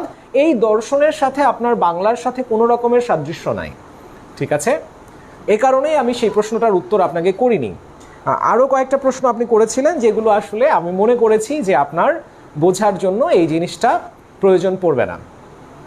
ঠিক আছে, আমরা এবার পড়াশোনার সামনের দিকে এগোই। তো কথা বলছিলাম আমরা কি নিয়ে? আমরা কথা বলছিলাম যে মাঝে মাঝে দেখা যায় প্রকৃতির সাথে প্রত্যয় যুক্ত হয়ে শব্দ গঠন করলে পরে আমি প্রত্যয়ে অনেক কিছু দেখতে পাচ্ছি, কিন্তু একটু যদি লক্ষ্য করেন এই প্রত্যয়ের মধ্যে একটা ট আছে, এই টটা কিন্তু এখানে নাই। আছে, এখানে কিন্তু টটাকে দেখা যাচ্ছে না। ঠিক আছে, আবার এখানে যখন সেবের সাথে নখ যোগ হয়ে সেবক শব্দটা তৈরি হলো তখন দেখা যাচ্ছে এই সেবের নটাকে খুঁজে পাওয়া যাচ্ছে না। ঠিক আছে, তার মানে প্রকৃতির সাথে যুক্ত হয়ে প্রত্যয় যখন নতুন শব্দ গঠন করে তখন অনেক সময় প্রত্যয়ের কিছু অংশ লুপ্ত হয়ে যায়। যেমন একটু আগে আমি যখন আপনাদের বলছিলাম যে শয় ন বলে একটা প্রত্যয় আছে, এই প্রত্যয়টা যখন যুক্ত হয় তখন শুধু এই শয় নয়ের মধ্যে আমরা জানি যে নীলিন বর্ণ বলে একটা স্বরধ্বনি আছে যে কার বিহীন সকল স্বরবর্ণের সাথে যুক্ত থাকে, মানে সকল ব্যঞ্জনের সাথে যুক্ত থাকে। তাহলে এই শয় নয়ের মধ্যে একটা অযুক্ত আছে। ঠিক আছে, তাহলে এই শয় নয়ের মধ্যে যেহেতু অযুক্ত আছে বলা হয় যে অ ব্যতীত বাকি সম্পূর্ণ অংশটা বিলুপ্ত হয়ে যায়। এই জিনিসটাকে বলে ইথ হওয়া। তাহলে আমরা প্রথম যে বিষয়টা জানলাম সেটা হলো প্রকৃতির সাথে প্রত্যয় যুক্ত হতে গেলে নতুন শব্দ গঠন করতে গেলে সবসময় পরিবর্তন হবে তা না, কিন্তু প্রকৃতি এবং প্রত্যয় উভয়েরই কিছু পরিবর্তন হতে পারে। এই পরিবর্তনটা কিরকম হয়? এই পরিবর্তনটা হয় প্রত্যয়ের ক্ষেত্রে যে পরিবর্তনটা ঘটে সেটা হলো প্রত্যয়ের কিছু অংশ লুপ্ত হতে পারে। এই কিছু অংশ লুপ্ত হয়ে গেলে এই জিনিসটাকে বলে লোপ হওয়া। দেখবেন আপনাদেরকে যখন মানে এই প্রত্যয়গুলো যখন আপনাদের বইয়ের মধ্যে লেখা থাকে তখন এরকম শয় ন লিখে ব্র্যাকেটে অ লেখা থাকে। এই জিনিসটাতে বোঝাচ্ছে এই অ ব্যতীত এর মধ্যে আর যা কিছু আছে সব কিছু বিলুপ্ত হয়ে যাবে। যেমন যখন অনট লিখে তখন আপনাকে পাশে ব্র্যাকেটে এভাবে অন লিখে দিতে পারে। এই জিনিসটার মানে দাঁড়ালো যে আপনি যখন সেব ধাতুর সাথে অনট প্রত্যয় যোগ করবেন তখন এর অংশ হিসেবে, হ্যাঁ, যখন শব্দ গঠিত হবে তখন শুধুই অন ধাতুটা অবশিষ্ট থাকবে, মানে অন অংশটুকু অবশিষ্ট থাকবে, বাকি কিছু থাকবে না। বোঝা গেল আমার কথা? যখন এরকম শেবের সাথে নখ যোগ করবে দেখবেন এখানে অক লিখে দেয়া থাকে। তার মানে কি? তার মানে বোঝাচ্ছে যে এই নখ অংশের মধ্য থেকে অকটুকু থাকবে, বাকিটুকু লোপ পাবে। দেখবেন যখন আপনাকে সাহিত্যর সাথে স্নিক যোগ করে সাহিত্যিক গড়ে দেয় তখন দেখবেন এভাবে ইক বলা থাকে। তাহলে ইক বাদ দিয়ে বাকি যে অংশটুকু আছে অর্থাৎ এখানে শয় নটুকু এটুকু লোপ পাবে, এই রস্যইকাটা থেকে যাবে, কটা থেকে যাবে। যখন আপনি সম্প্রতির সাথে ইক যোগ করে সাম্প্রতিক বানাবেন তখন এই ঘটনাটাই ঘটবে। ঠিক আছে, তার মানে মাঝে মাঝে প্রকৃতির কি প্রত্যয়ের সাথে প্রকৃতি যোগ হয়ে বা প্রকৃতির সাথে প্রত্যয় যোগ হয়ে নতুন শব্দ গঠনকালে শব্দের প্রত্যয়ের ক্ষেত্রে কিছু পরিবর্তন আসতে পারে এবং প্রত্যয়ের ক্ষেত্রে পরিবর্তনটা কি হয়, প্রত্যয়ের কিছু অংশ লুপ্ত হয়ে যায়। ঠিক আছে, এইবার প্রকৃতির ক্ষেত্রে কি পরিবর্তন আসতে পারে এই জিনিসটা আমরা একটু দেখার চেষ্টা করব।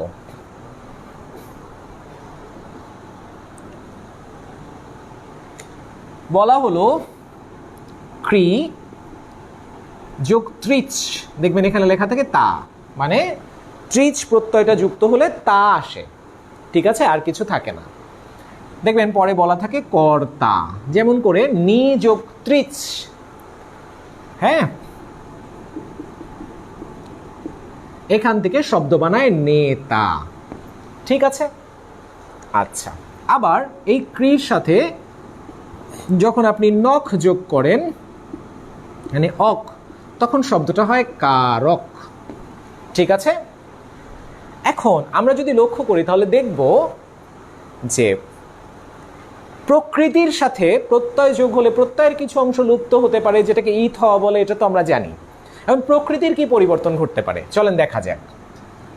আমাদেরকে বলা হয়েছিল যে ক্রির সাথে একটু মনোযোগী হতে হবে, বিষয়গুলোর মধ্যে কিছুটা জটিলতা আছে, কিন্তু এগুলো শেখার মতো, এখানে ভয় পাওয়ার কিছু নাই। শিখতে হবে, যেটা আপনাকে জানতে হবে সেটা হলো যে নেতা শব্দটার মূল হলো নি এবং তার প্রত্যয়টার একটা রূপ হলো ত্রিচ। এটা যদি আপনারা জানেন তাহলে আপনি পরবর্তী ধাপটাতে এসে এই বিভাজনগুলো করতে পারবেন, বা বইয়ের মধ্যে যেগুলো দেয়া থাকে সেগুলো আপনারা কিছুটা হলেও বুঝতে পারবেন। ঠিক আছে, একদিনে তো হবে না। হ্যাঁ, একজন শিক্ষার্থী সে চতুর্থ বর্ষে উঠে যেটা শিখে সেটার জন্য অবশ্যই কিছুটা সময় দিয়ে তাকে আপনাদেরকে শিখতে হবে। তো চলেন একটু দেখা যায়। বলছে যে কর্তার মধ্যে প্রত্যয়ের অংশ আছে তা, তাহলে বাকি অংশটুকু কার? শব্দের মধ্যে যে শব্দটা প্রকৃতি প্রত্যয় সাধিত তার মধ্যে একটা অংশ যদি প্রত্যয়ের হয় সেটা যদি আমাকে বলে দেওয়া থাকে তাহলে প্রকৃতির অংশ কতটুকু আসছে সেটা আমি বুঝে নিতে পারবো। যেমন এটাকে যদি আমরা এখন বিন্যাস করতে যাই যে প্রত্যয়ের অংশ আসছে তা, তাহলে প্রকৃতির অংশ আসছে বাকিটুকু। বাকিটুকু কি আছে? বাকিটুকু আছে ক আর এই র, মানে রয় হসন্ত, রেফ মানে তো রয় হসন্ত। তাহলে কর অংশটুকু কার? কর অংশটুকু প্রকৃতির। তা অংশটুকু কার? তা অংশটুকু প্রত্যয়ের, এবং ইট ইজ ইন্ডিকেটেড, এটা আমাকে দেখিয়ে দেওয়া হয়েছে। ঠিক একইভাবে নেতাতে যদি লক্ষ্য করি তাহলে দেখা যাবে যে তা অংশটুকু এটা হলো প্রত্যয়ের, কিন্তু এই নে অংশটুকু এটুকু হলো প্রকৃতির। এইবার আমরা যদি লক্ষ্য করি তাহলে দেখব প্রকৃতিতে ছিল ৯ দীর্ঘিকার, এখানে আসছে ৯ একার। তার মানে ব্যঞ্জন ধ্বনিটা ঠিক আছে, স্বরধ্বনিটা পরিবর্তিত হয়ে গেছে। একইভাবে আমরা যদি লক্ষ্য করি তাহলে এখানে দেখব কয় রিকার ছিল, এখানে কয় রিকার নাই, রিকারটা চেঞ্জ হয়ে এই কয়ের মধ্যে একটা অ আর এই র দুটো মিলে একটা অর সাউন্ড ক্রিয়েট করছে। যেমন করে আপনি যখন ধৃ এর সাথে তব্য যোগ করছেন তখন শব্দ হচ্ছে ধর্তব্য, ক্রির সাথে তব্য যোগ করে নতুন শব্দ তৈরি করছেন তখন শব্দ হচ্ছে কর্তব্য। শ্রীর সাথে, শ্রী মানে স্মরণের মূল, শ্রীর সাথে তব্য যোগ করে যখন নতুন শব্দ গঠন করছেন তখন শব্দ হচ্ছে স্বরতব্য। তাহলে একটু লক্ষ্য করলে দেখা যাবে যে তব্যটা তো এখানে, তব্য অংশটুকু আছে, কিন্তু এই যে রিকারটা ছিল রিকারটা নাই, তয়ের ওপর একটা রেফ আসছে, ধয়ের সাথে অ আছে, তাহলে এখানে আছে অর। তাহলে আমরা দেখতে পাচ্ছি যে এইখানের ব্যঞ্জন ধ্বনিটা ঠিক আছে, ব্যঞ্জন ধ্বনিটা আনচেঞ্জড, কিন্তু স্বরধ্বনিটা চেঞ্জ হয়ে গেছে। এখানে রিকারটা চেঞ্জ হয়ে অর হয়ে গেছে, এখানে ইকারটা চেঞ্জ হয়ে একার হয়ে গেছে। আবার চলেন আগানো যাক। এটাতে বলা হচ্ছে এই কারক শব্দের মধ্যে অক অংশটুকু প্রত্যয়ের, তাহলে অক অংশটুকুকে আগে আলাদা করে ফেলেন। তাহলে এর মধ্যে আর অবশিষ্ট কি আছে? আর আছে কার। রয়ের মধ্যে থেকে অটাকে যদি সরিয়ে ফেলেন তাহলে তো রটা হসন্ত রূপে চলে গেল। আমরা জানি হসন্ত কখন ব্যবহার করি, যখন কোনো ব্যঞ্জন থেকে তার স্বরধ্বনিটাকে সরিয়ে ফেলা হয় তখনই আমরা হসন্ত ব্যবহার করি। এখন এই ক্রি তো কার রূপে ছিল না, আগে ক্রি তো ক্রি ছিল, এর ক ঠিক আছে, বাট রিটা চেঞ্জ হয়ে কি হয়ে গেছে? আর হয়ে গেছে। কিন্তু আমরা লক্ষ্য করলে দেখব রি কিন্তু একসময় অর হয়ে গেছিল। স্বর্তব্য, ধর্তব্য, কর্তব্য, কর্তা, ধর্তা, হ্যাঁ, এই শব্দগুলোতে রি চেঞ্জ হয়ে কি হলো? অর হলো। আর এখানে আমরা দেখতে পাচ্ছি কারক, কারণ, হ্যাঁ, ধারক এই শব্দগুলোতে রি চেঞ্জ হয়ে কি হয়েছে, আর হয়েছে। যেমন করে একটু আগে আমরা দেখছিলাম যে শিবের সাথে অ যোগ করে শব্দ হয়েছিল শৈব, যেমন করে জীবের সাথে অ যোগ করে শব্দ হলো জৈব, ধীরের সাথে শয়নয় জফলা যোগ করে শব্দ হলো ধৈর্য। তাহলে একটু লক্ষ্য করলে দেখা যাবে এখানকার ই কারটা নাই, এই অ তো আছে এর মধ্যে, ঠিক আছে, আর স আছে, ব আছে, শুধু ইকারটা চেঞ্জ হয়ে কি হয়েছে, ওইকার হয়ে গেছে। একইভাবে আপনি যখন যুব এর সাথে অন যোগ করে শব্দ বানাচ্ছেন তখন আপনি শব্দ বানাচ্ছেন যৌবন। তাহলে একটু লক্ষ্য করলে দেখা যাবে এর জ আর বয়ের অস্তিত্ব এখানে আছে, কিন্তু রস্যৌকারটা চেঞ্জ হয়ে কি হয়েছে, রস্যৌকারটা চেঞ্জ হয়ে ঔ হয়ে গেছে, ঠিক আছে। তার মানে প্রকৃতির সাথে প্রত্যয় যুক্ত হয়ে নতুন শব্দ গঠন করতে গেলে প্রকৃতি এবং প্রত্যয় উভয়ের মধ্যেই পরিবর্তন আসতে পারে। প্রত্যয়ের মধ্যে যে পরিবর্তনটা ঘটে সেটা হলো প্রত্যয়ের কিছু অংশ লোপ পেয়ে যায় বা যেতে পারে।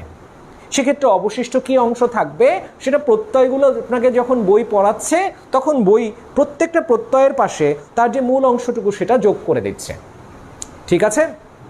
আর প্রকৃতির ক্ষেত্রে কি পরিবর্তন করতে পারে, প্রকৃতিতে কিন্তু লোপ পাচ্ছে না, সেটা কি হচ্ছে, পরিবর্তিত হচ্ছে। পরিবর্তিত হচ্ছে কে, পরিবর্তিত হচ্ছে প্রকৃতির আদিস্বর। আদিস্বর মানে প্রকৃতিতে প্রথম যে স্বরধ্বনিটা আছে, যেমন এই শৈব শব্দটাতে কিন্তু দুটো স্বরধ্বনি আছে, সরি শিব এই শব্দটাতে দুটো স্বরধ্বনির অস্তিত্ব পাওয়া যায়। এখানে একটা রস্যইকার আছে, এখানে একটা অ আছে। যুবতে দুটো স্বরধ্বনি আছে, এখানে একটা রস্যকার আছে, এখানে একটা অ আছে, কিন্তু চেঞ্জ হচ্ছে কার, চেঞ্জ হচ্ছে প্রথম স্বরটার। তাহলে প্রকৃতির প্রথম স্বর চেঞ্জ হয়, প্রকৃতির প্রথম স্বর চেঞ্জ হয়ে কি হতে পারে, আমরা দুটো ধরন দেখলাম। আমরা দেখলাম যে কখনো কখনো ই চেঞ্জ হয়ে এ হয়েছে, এই ই রস্যই বা দীর্ঘই যে কোনোটা হতে পারে, এটা চেঞ্জ হয়ে এ হতে পারে। এটা কখনো কখনো উ চেঞ্জ হয়ে এই উ রস্য বা দীর্ঘ যে কোনোটা হতে পারে, এটা চেঞ্জ হয়ে ও হতে পারে। আর কি হতে পারে, রি পরিবর্তিত হয়ে অর হয়েছে, আমরা দেখেছি এখানে উদাহরণ আমাদের সামনে। আবার আমরা দেখেছি যে এই জিনিসগুলোই ভিন্ন রূপে পরিবর্তিত হয়েছে, যেমন এই ধারাতে রস্যই বা দীর্ঘই এরা পরিবর্তিত হয়ে কি হয়েছে, ওই হয়েছে। রস্য বা দীর্ঘ এরা পরিবর্তিত হয়ে কি হয়েছে, ও হয়েছে। রি পরিবর্তিত হয়ে কি হয়েছে, আর হয়েছে। উদাহরণ আমাদের সামনে আছে। আবার আমরা একটা কথা বলছিলাম একটু আগে, যে উদাহরণ এখানে দিয়ে দেই, বলছে যে সম্প্রতি এর সাথে আপনি স্নিগ্ধ যোগ করছেন, ব্র্যাকেটে আপনি ইক লিখে দিলেন, শব্দ হিসেবে আপনি শব্দ পেলেন সাম্প্রতিক। তাহলে ব্যাকরণ আপনাকে বলেই দিছে যে আপনি যখন স্নিগ্ধ ব্যবহার করবেন তখন ই অংশটুকু থাকবে, বাকিটুকু লোপ পেয়ে যাবে। তো এই লোপ পাওয়ার ঘটনাটা প্রত্যয়ের ঘটলো। তাহলে অবশিষ্ট অংশ এখানে কি আছে, অবশিষ্ট অংশ এখানে আছে সাম্প্রতি। কিন্তু এখানে তো ছিল সম্প্রতি, আদিস্বরে ছিল অ, বাট এখানে এসে আদিস্বরে কি আসছে, আ আসছে। তার মানে অ চেঞ্জ হয়ে কি হতে পারে, আ হতে পারে। এই যে দুটো ধারার পরিবর্তন, ই কখনো কখনো চেঞ্জ হয়ে এ হচ্ছে, ই কখনো কখনো চেঞ্জ হয়ে ওই হচ্ছে, উ কখনো কখনো চেঞ্জ হয়ে ও হচ্ছে, উ কখনো কখনো চেঞ্জ হয়ে ও হচ্ছে, রি কখনো কখনো চেঞ্জ হয়ে অর হচ্ছে, রি কখনো কখনো চেঞ্জ হয়ে আর হচ্ছে। এখানে অ এর কোনো চেঞ্জ নাই, অ কখনো কখনো চেঞ্জ হয়ে আ হচ্ছে। এই যে পরিবর্তনটা, এটাকে আমরা দুটো ধাপে ভাগ করতে পারি। অর্থাৎ প্রথম ই এ হয়ে যাওয়া, উ ও হয়ে যাওয়া, রি অর হয়ে যাওয়া, এটা প্রথম পর্যায়ের পরিবর্তন। আর দ্বিতীয় পর্যায়ের পরিবর্তনে কি হতে পারে, ই এ হয়ে আরো এক ধাপ পেরিয়ে, একে পেরিয়ে এসে কি হয়ে যেতে পারে, দ্বিতীয় ধাপের পরিবর্তনে চলে যেতে পারে। অর্থাৎ মানে এক স্টেপ সামনে আগাইতে পারে, ঠিক আছে। এরপরে ওই হয়ে যেতে পারে, উটা ও হয়ে যেতে পারে, রিটা আর হয়ে যেতে পারে। এই ধরনের পরিবর্তন ঘটতে পারে। এখন এই প্রথম ধরনের পরিবর্তন, এটাকে ব্যাকরণের ভাষায় বলা হচ্ছে গুণ, ঠিক আছে। অর্থাৎ কিছু কিছু প্রত্যয় আছে যেগুলো একটু লক্ষ্য করবেন, ক্রি কিন্তু কখনো অর হয়েছে কখনো আর হয়েছে। এই অর আর হওয়া উভয় ক্ষেত্রেই কিন্তু ক্রি সেম আছে। তার মানে পরিবর্তনটা প্রথম ধাপের হবে নাকি দ্বিতীয় ধাপের হবে এটা ডিপেন্ড করছে কার ওপরে? ডিপেন্ড করছে প্রত্যয়ের ওপরে। অর্থাৎ প্রত্যয় হিসেবে আপনি কি যোগ করছেন। কিছু কিছু প্রত্যয়ের সময় প্রথম ধাপের পরিবর্তন হয়, কিছু কিছু প্রত্যয়ের সময় দ্বিতীয় ধাপের পরিবর্তন হয়, কিছু কিছু প্রত্যয় আমরা দেখেছি কোনো পরিবর্তনই হয় না। তাহলে এই প্রথম ধাপের পরিবর্তন এটাকে বলে গুণ। কিছু প্রত্যয় আছে যেগুলো গুণ ঘটায়, কিছু প্রত্যয় আছে যেগুলো দ্বিতীয় ধাপের পরিবর্তন ঘটায়, যেটাকে বৃদ্ধি বলে। যেমন আপনি যখন দরিদ্রর সাথে অযোগ করেন তখন দয়ের অটা চেঞ্জ হয়ে আ হয়ে দারিদ্র হয়। ঠিক আছে? তো এই যে পরিবর্তনের ধারাগুলো, এই পরিবর্তনগুলো কখন ঘটে? যখন আমি প্রকৃতির সাথে প্রত্যয় যোগ করে নতুন শব্দ গঠন করছি। এইবার আপনি বুঝতে পারবেন যে কিভাবে ধৃর সাথে ত্রিচ যোগ হয়ে ধর্তা হলো। চলেন আমরা এবার বুঝে নেই। বলা হয়েছে যে ত্রিচ প্রত্যয়ের তা থাকবে, তাহলে আমরা প্রথমে তা বানাইলাম এবং আমাকে শেখানো হয়েছে যে ত্রিচ প্রত্যয়টা যখন যোগ হয় তখন আদি স্বরে গুণ ঘটে। এখন গুণ মানে কি? আদি স্বরে কি আছে সেটা দেখতে হবে। ব্যঞ্জন ধ্বনি অপরিবর্তিত থাকবে ধ। তাহলে নতুন শব্দ গঠন করার ক্ষেত্রে আদি স্বরটা কি আছে রি, এটা চেঞ্জ হয়ে কি হবে অর হবে। তাহলে অ মানে ধয়ের মধ্যে র আর পরেরটার উপরে রেফ। তাহলে এভাবেই হলো ধর্তা। হ্যাঁ, এইভাবেই কর্তব্য, সর্তব্য, ধর্তব্য, নেতা, হ্যাঁ এই শব্দগুলোর উৎপত্তি। আমি মানে জানি না আপনারা আমার কথা বুঝতে পারছেন কিনা।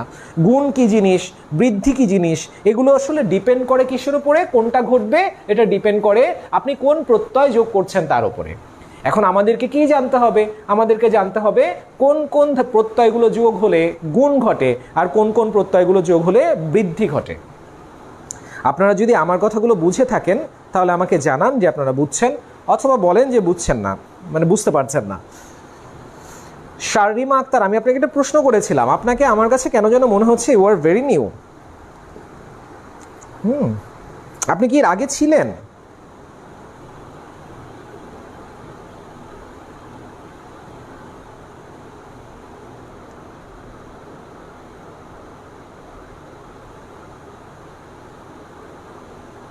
তারেক মাহমুদ আছেন ক্লাসে?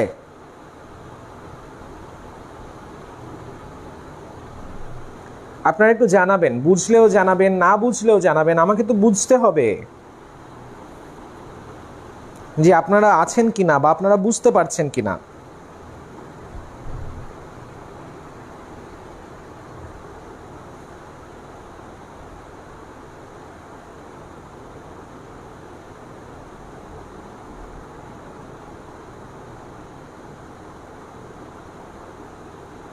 ও আচ্ছা,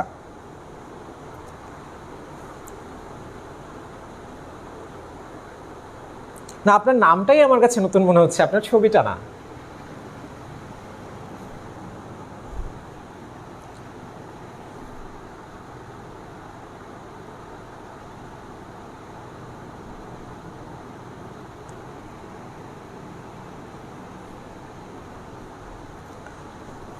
তাহলে এবার আমরা গুণ ঘটায় বা বৃদ্ধি ঘটায় কোন প্রত্যয়গুলো, এগুলো সম্পর্কে একটু জানব। যাদের যে জায়গাগুলো বুঝতে সমস্যা হচ্ছে তারা সেগুলো আমার কাছে জানতে চান। আপনারা গুণ এবং বৃদ্ধির যে লিস্টটা আছে, আই হোপ যে আপনারা এটা তুলেছেন খাতায়।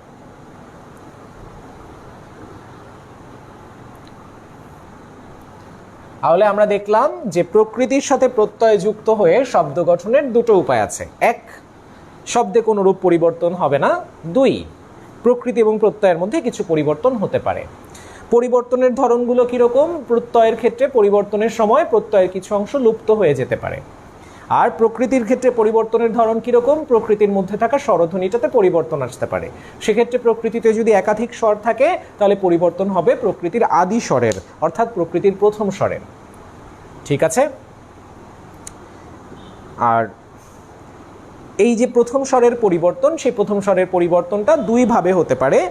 সেক্ষেত্রে কি হতে পারে? সেক্ষেত্রে এর কিছু অংশ পরিবর্তিত হয়ে এক ধাপ পরিবর্তিত হতে পারে এবং কিছু কিছু ক্ষেত্রে দুই ধাপের পরিবর্তন ঘটতে পারে। দ্বিতীয় ধাপের পরিবর্তনটাকে বৃদ্ধি বলে এবং প্রথম ধাপের পরিবর্তনটাকে গুণ বলে। ঠিক আছে?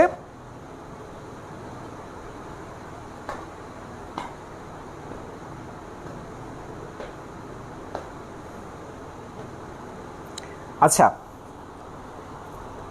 তদ্ধিকৃত প্রত্যয়ের ক্ষেত্রে কিছু কিছু প্রত্যয় আছে যেগুলো গুণ ঘটায়। তদ্ধিত প্রত্যয়ে গুণ ঘটানো বিষয় খুব কম আছে। কৃত প্রত্যয়ের ক্ষেত্রে গুণ ঘটায় যারা, তারা হলো অল। অল মানে হলো অ, ঠিক আছে? অর্থাৎ অ বোঝানো যা আছে সেগুলো মূলত গুণ ঘটায়, ঠিক আছে? আর কি আছে? তব্য যেটা আছে, এই তব্যটা গুণ ঘটায়, বৃদ্ধি ঘটায়। এগুলো কিন্তু এই গুণ বা বৃদ্ধি এই জিনিসগুলো কিন্তু ঘটে সংস্কৃত প্রত্যয়ের ক্ষেত্রে। এই জিনিসগুলো বাংলাতে ঘটে না, বাংলাতে শুধু যুক্ত হয়ে যায়, আর কিছু হয় না। এখন বাংলা এই যে বৃদ্ধি ঘটায় যারা, তার মধ্যে কে কে আছে? তার মধ্যে আছে শয় ন, অ, ঠিক আছে? এইটা হলো তদ্ধিতের ক্ষেত্রে অ। স্নিক মানে ইক, স্নি মানে ই, স্নেহ মানে এও।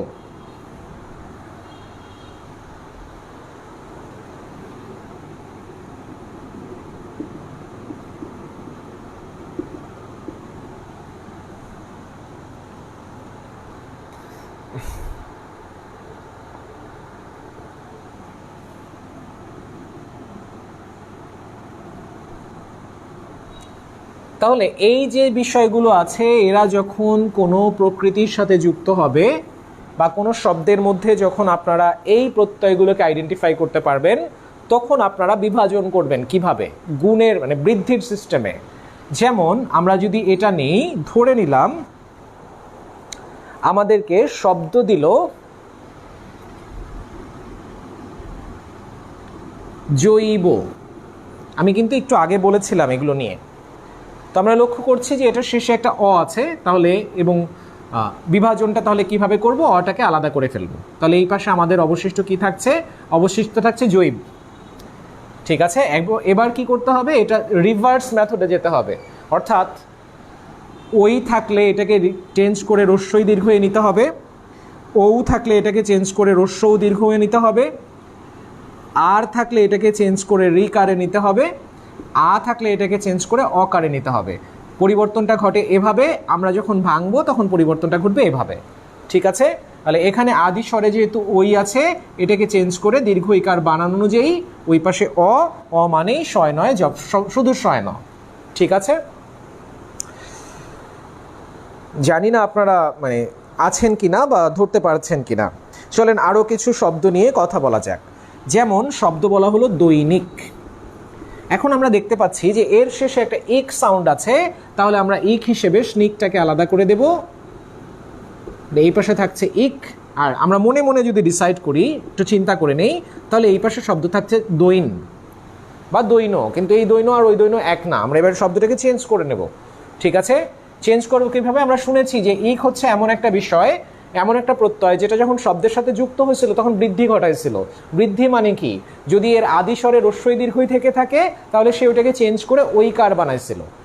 হ্যাঁ, যদি এর আদি স্বরে রস্যও দীর্ঘও থেকে থাকে, তাহলে সে ওটাকে চেঞ্জ করে ঔকার বানাইছিল, ঠিক আছে? তো আমরা দেখতে পাচ্ছি এর আদি স্বরে কি আছে? ঐকার আছে, তখন আমরা এটাকে চেঞ্জ করে রস্যইকার বানায় দিব, ঠিক আছে? আমি জানি না আপনারা ধরতে পারছেন কিনা, একটু কথা বলতে হবে ভাই। তাহলে শব্দ হলো সাংবাদিক, ঠিক আছে? এখান থেকে প্রথমে স্নিকটাকে আলাদা করে ফেলেন, তাহলে ওই পাশে আছে ইক, এই পাশে আছে সাংবাদ, ঠিক আছে?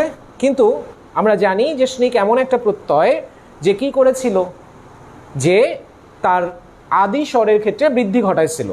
তার মানে এখানে যে আকারটা আছে, এই আকারটা আগে ছিল না, এই অকে পরিবর্তিত করে আ বানাইছিল। একইভাবে শব্দ যখন নারায়ণ, আমাকে কি করতে হবে? আমি দেখতে পাচ্ছি যে এর শেষে একটা আয়ন আছে, তাহলে আমি আয়নটাকে আলাদা করে দেই।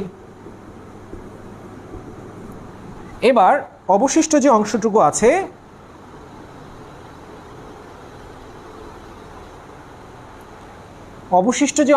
আছে, সেটা হলো নার। এখন এই আয়ন যে প্রত্যয়টা আছে, এই প্রত্যয়টা কি করে? এই প্রত্যয়টা বৃদ্ধি ঘটায়। তাহলে এখানে যদি বৃদ্ধির কোনো কিছু থেকে থাকে, সেটাকে আমরা চেঞ্জ করে দেব। আমরা দেখতে পাচ্ছি আদি স্বরে একটা আ আছে, আটাকে চেঞ্জ করে অ করে দেওয়া হবে, শব্দ হবে নর। ঠিক আছে, তাহলে এভাবে আপনাদের কাজ হলো কোন কোন ধাতুগুলো কোন কোন প্রত্যয়গুলো তারা গুণ ঘটাচ্ছে, কোন কোন প্রত্যয়গুলো তারা বৃদ্ধি ঘটাচ্ছে, এটাকে বুঝে বা এটাকে জেনে সে অনুযায়ী শব্দগুলোকে ভাঙার চেষ্টা করা। ঠিক আছে, আপনাদের যদি সাহস থাকে তাহলে আমি কিছু শব্দ দিতে চাই আপনাদের, একটু আমাকে শব্দগুলো ভেঙে ভেঙে দেখাবেন বুঝে বুঝে। যেমন শব্দ হলো চৌর্য, শব্দ হলো ধৈর্য, হ্যাঁ,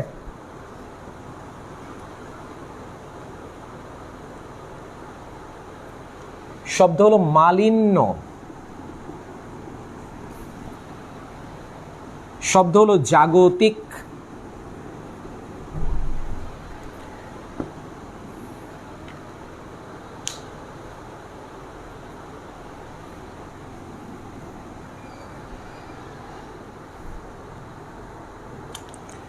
শব্দ হলো মৌলিক, শব্দ হলো শাব্দিক, শব্দ হলো দাশরথী, শব্দ হলো রাবণী। ঠিক আছে, এই শব্দগুলো আমাকে একটু ভেঙে দেন, বুঝে বুঝে ভাঙবেন। যে ক্ষেত্রে প্রকৃতি প্রত্যয় যুক্ত হলে কোনোরূপ পরিবর্তন ঘটে না, আমরা যদি জানি যে এগুলোতে পরিবর্তন ঘটে, তাহলে যেগুলোতে পরিবর্তন ঘটে না সেগুলোকে সহজেই আলাদা করা যায়।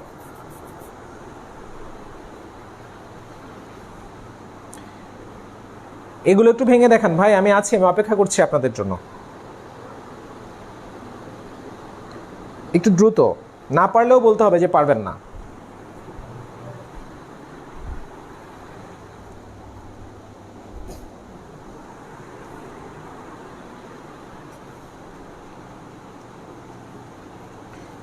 এগুলো হলো প্রকৃতি প্রত্যয়ের মধ্যে ব্যাকরণ জানা থাকলে সবচেয়ে সরল জায়গাগুলো। ঠিক আছে, একটু চেষ্টা করেন, না পারলে আমাকে বলেন।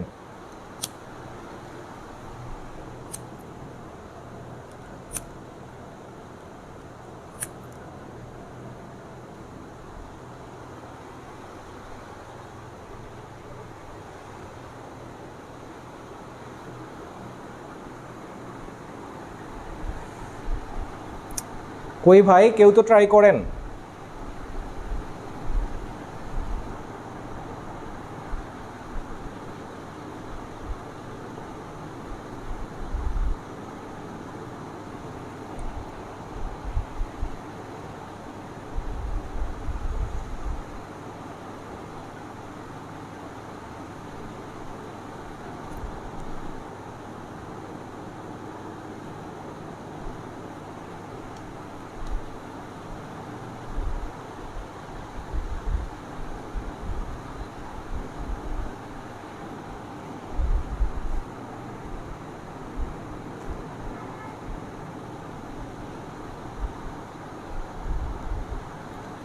আমি অপেক্ষা করছি কিন্তু ভাই।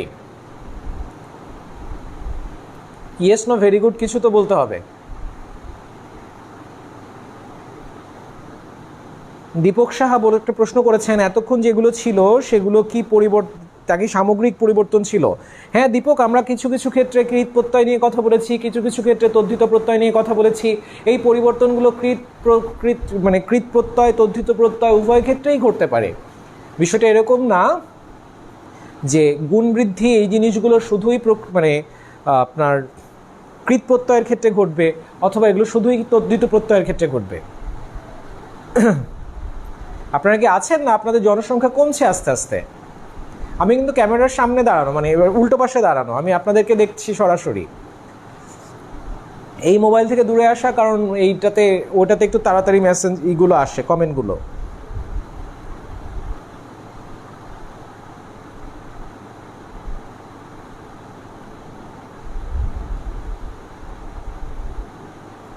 তো আপনারা কেউ ট্রাই করবেন না? সবগুলো তো পারতে বলিনি ফারজানা আয়েশা, আমি আপনাকে বলতে আমি কাউকেই সবগুলো পারতে বলিনি। যে কয়টা পারেন সে কয়টা ভেঙে দেখান।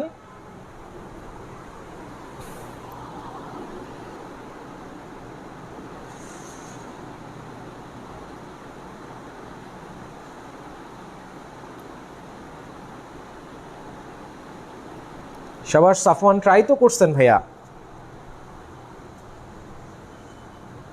চেষ্টা করেছেন, এটার জন্যই ধন্যবাদ।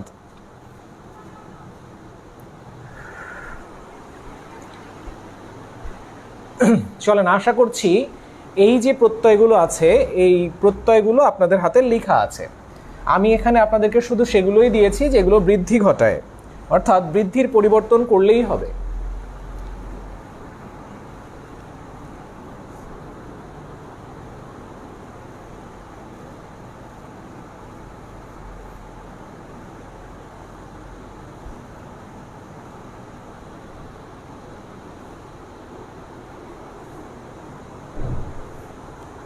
আপনাদের কিন্তু বলেছিলাম যে আজকে আমি মোটামুটি মনের সাথে লড়াই করে আপনাদেরকে পড়াতে এসেছি। তো আমি মনের সাথে লড়াই করে পড়াতে এসে আপনাদেরকে বিস্তর ভেঙে বলে যদি পড়ানোর চেষ্টা করি, তাহলে আপনারা যদি কোনো উত্তর না করেন তাহলে তো খারাপ লাগে না?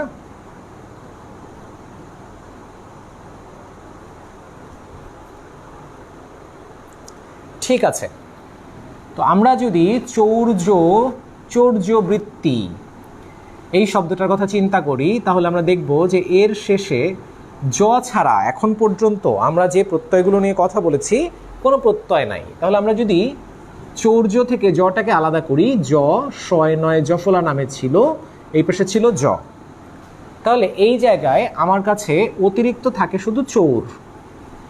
ঠিক আছে, তো এই চৌরটার মধ্য থেকে কি হয়েছে, ওকারটা ঔকারে রূপান্তর হয়েছে, তাহলে এই ওকারটাকে সরায় ফেলতে হবে। তাহলে চোর যোগ শয় নয় জফলা।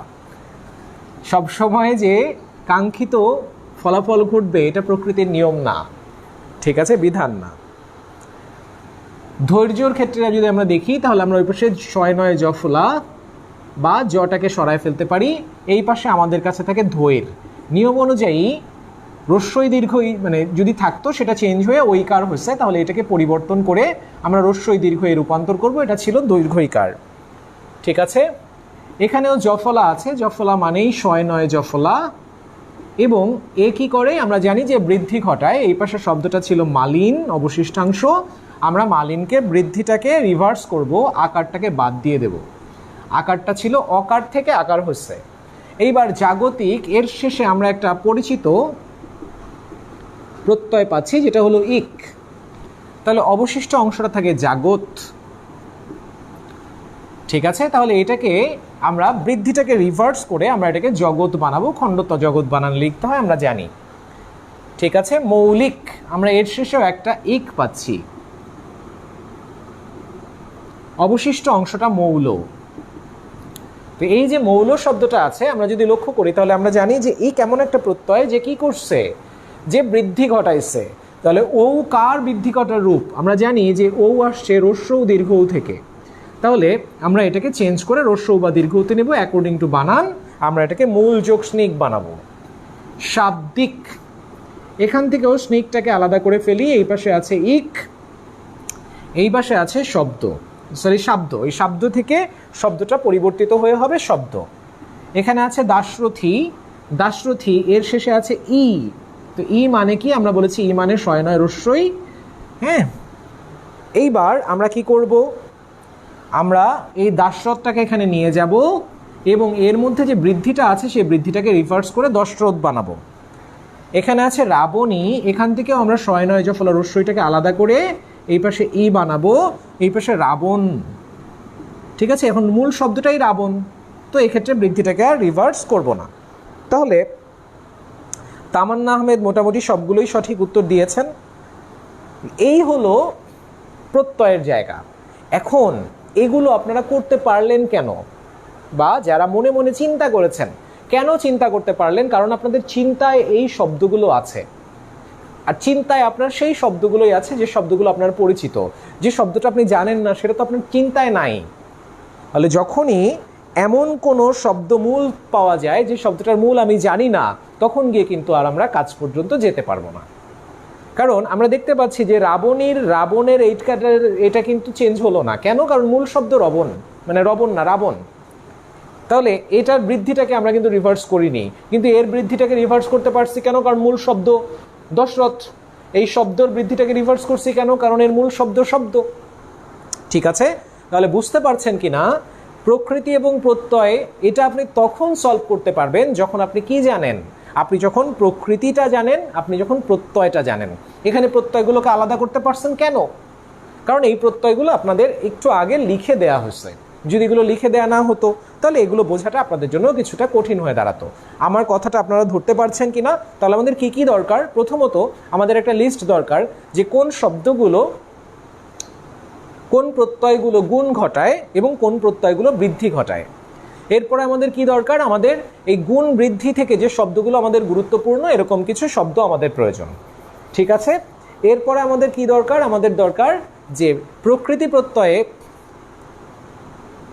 এই নিয়মের মধ্য দিয়ে আমরা যেতে পারবো না, কিন্তু আমাদের জন্য পরীক্ষার জন্য গুরুত্বপূর্ণ এরকম প্রকৃতি প্রত্যয়ের একটা লিস্ট দরকার। তো এটা আমি আপনাদেরকে এই তিনটা বিষয়ে মূলত কিছু তো বলে দিলাম যে এই প্রত্যয়গুলো গুণ ঘটাচ্ছে, এই প্রত্যয়গুলো বৃদ্ধি ঘটাচ্ছে। এর মধ্য থেকে কোন শব্দগুলো আপনাদের পরীক্ষার জন্য গুরুত্বপূর্ণ সেটা আমি আপনাদেরকে দিয়ে দেব। আর যে শব্দগুলো এই রুলের ভেতর দিয়ে আপনারা যেতে পারবেন না কিন্তু আপনাদের পরীক্ষায় গুরুত্বপূর্ণ সেগুলো আমি আপনাদেরকে দিয়ে দেব। ঠিক আছে, এখন আজকের ক্লাসে যতটুকু নিয়ম আপনাদেরকে শেখানো হলো ততটুকু আপনারা বুঝতে পারলেন কিনা এতটুকু আমাকে একটু জানাতে হবে।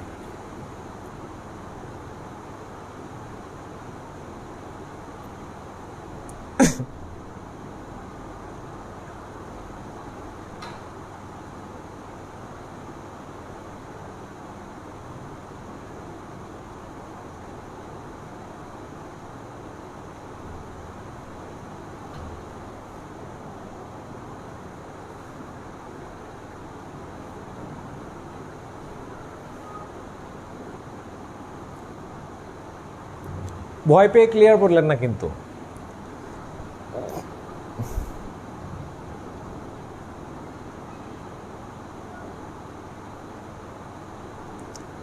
সঞ্জয়, আপনাদের মনে থাকলে খুশি, আপনারা পরীক্ষাটা পার করতে পারলেই আমি খুশি। ঠিক আছে,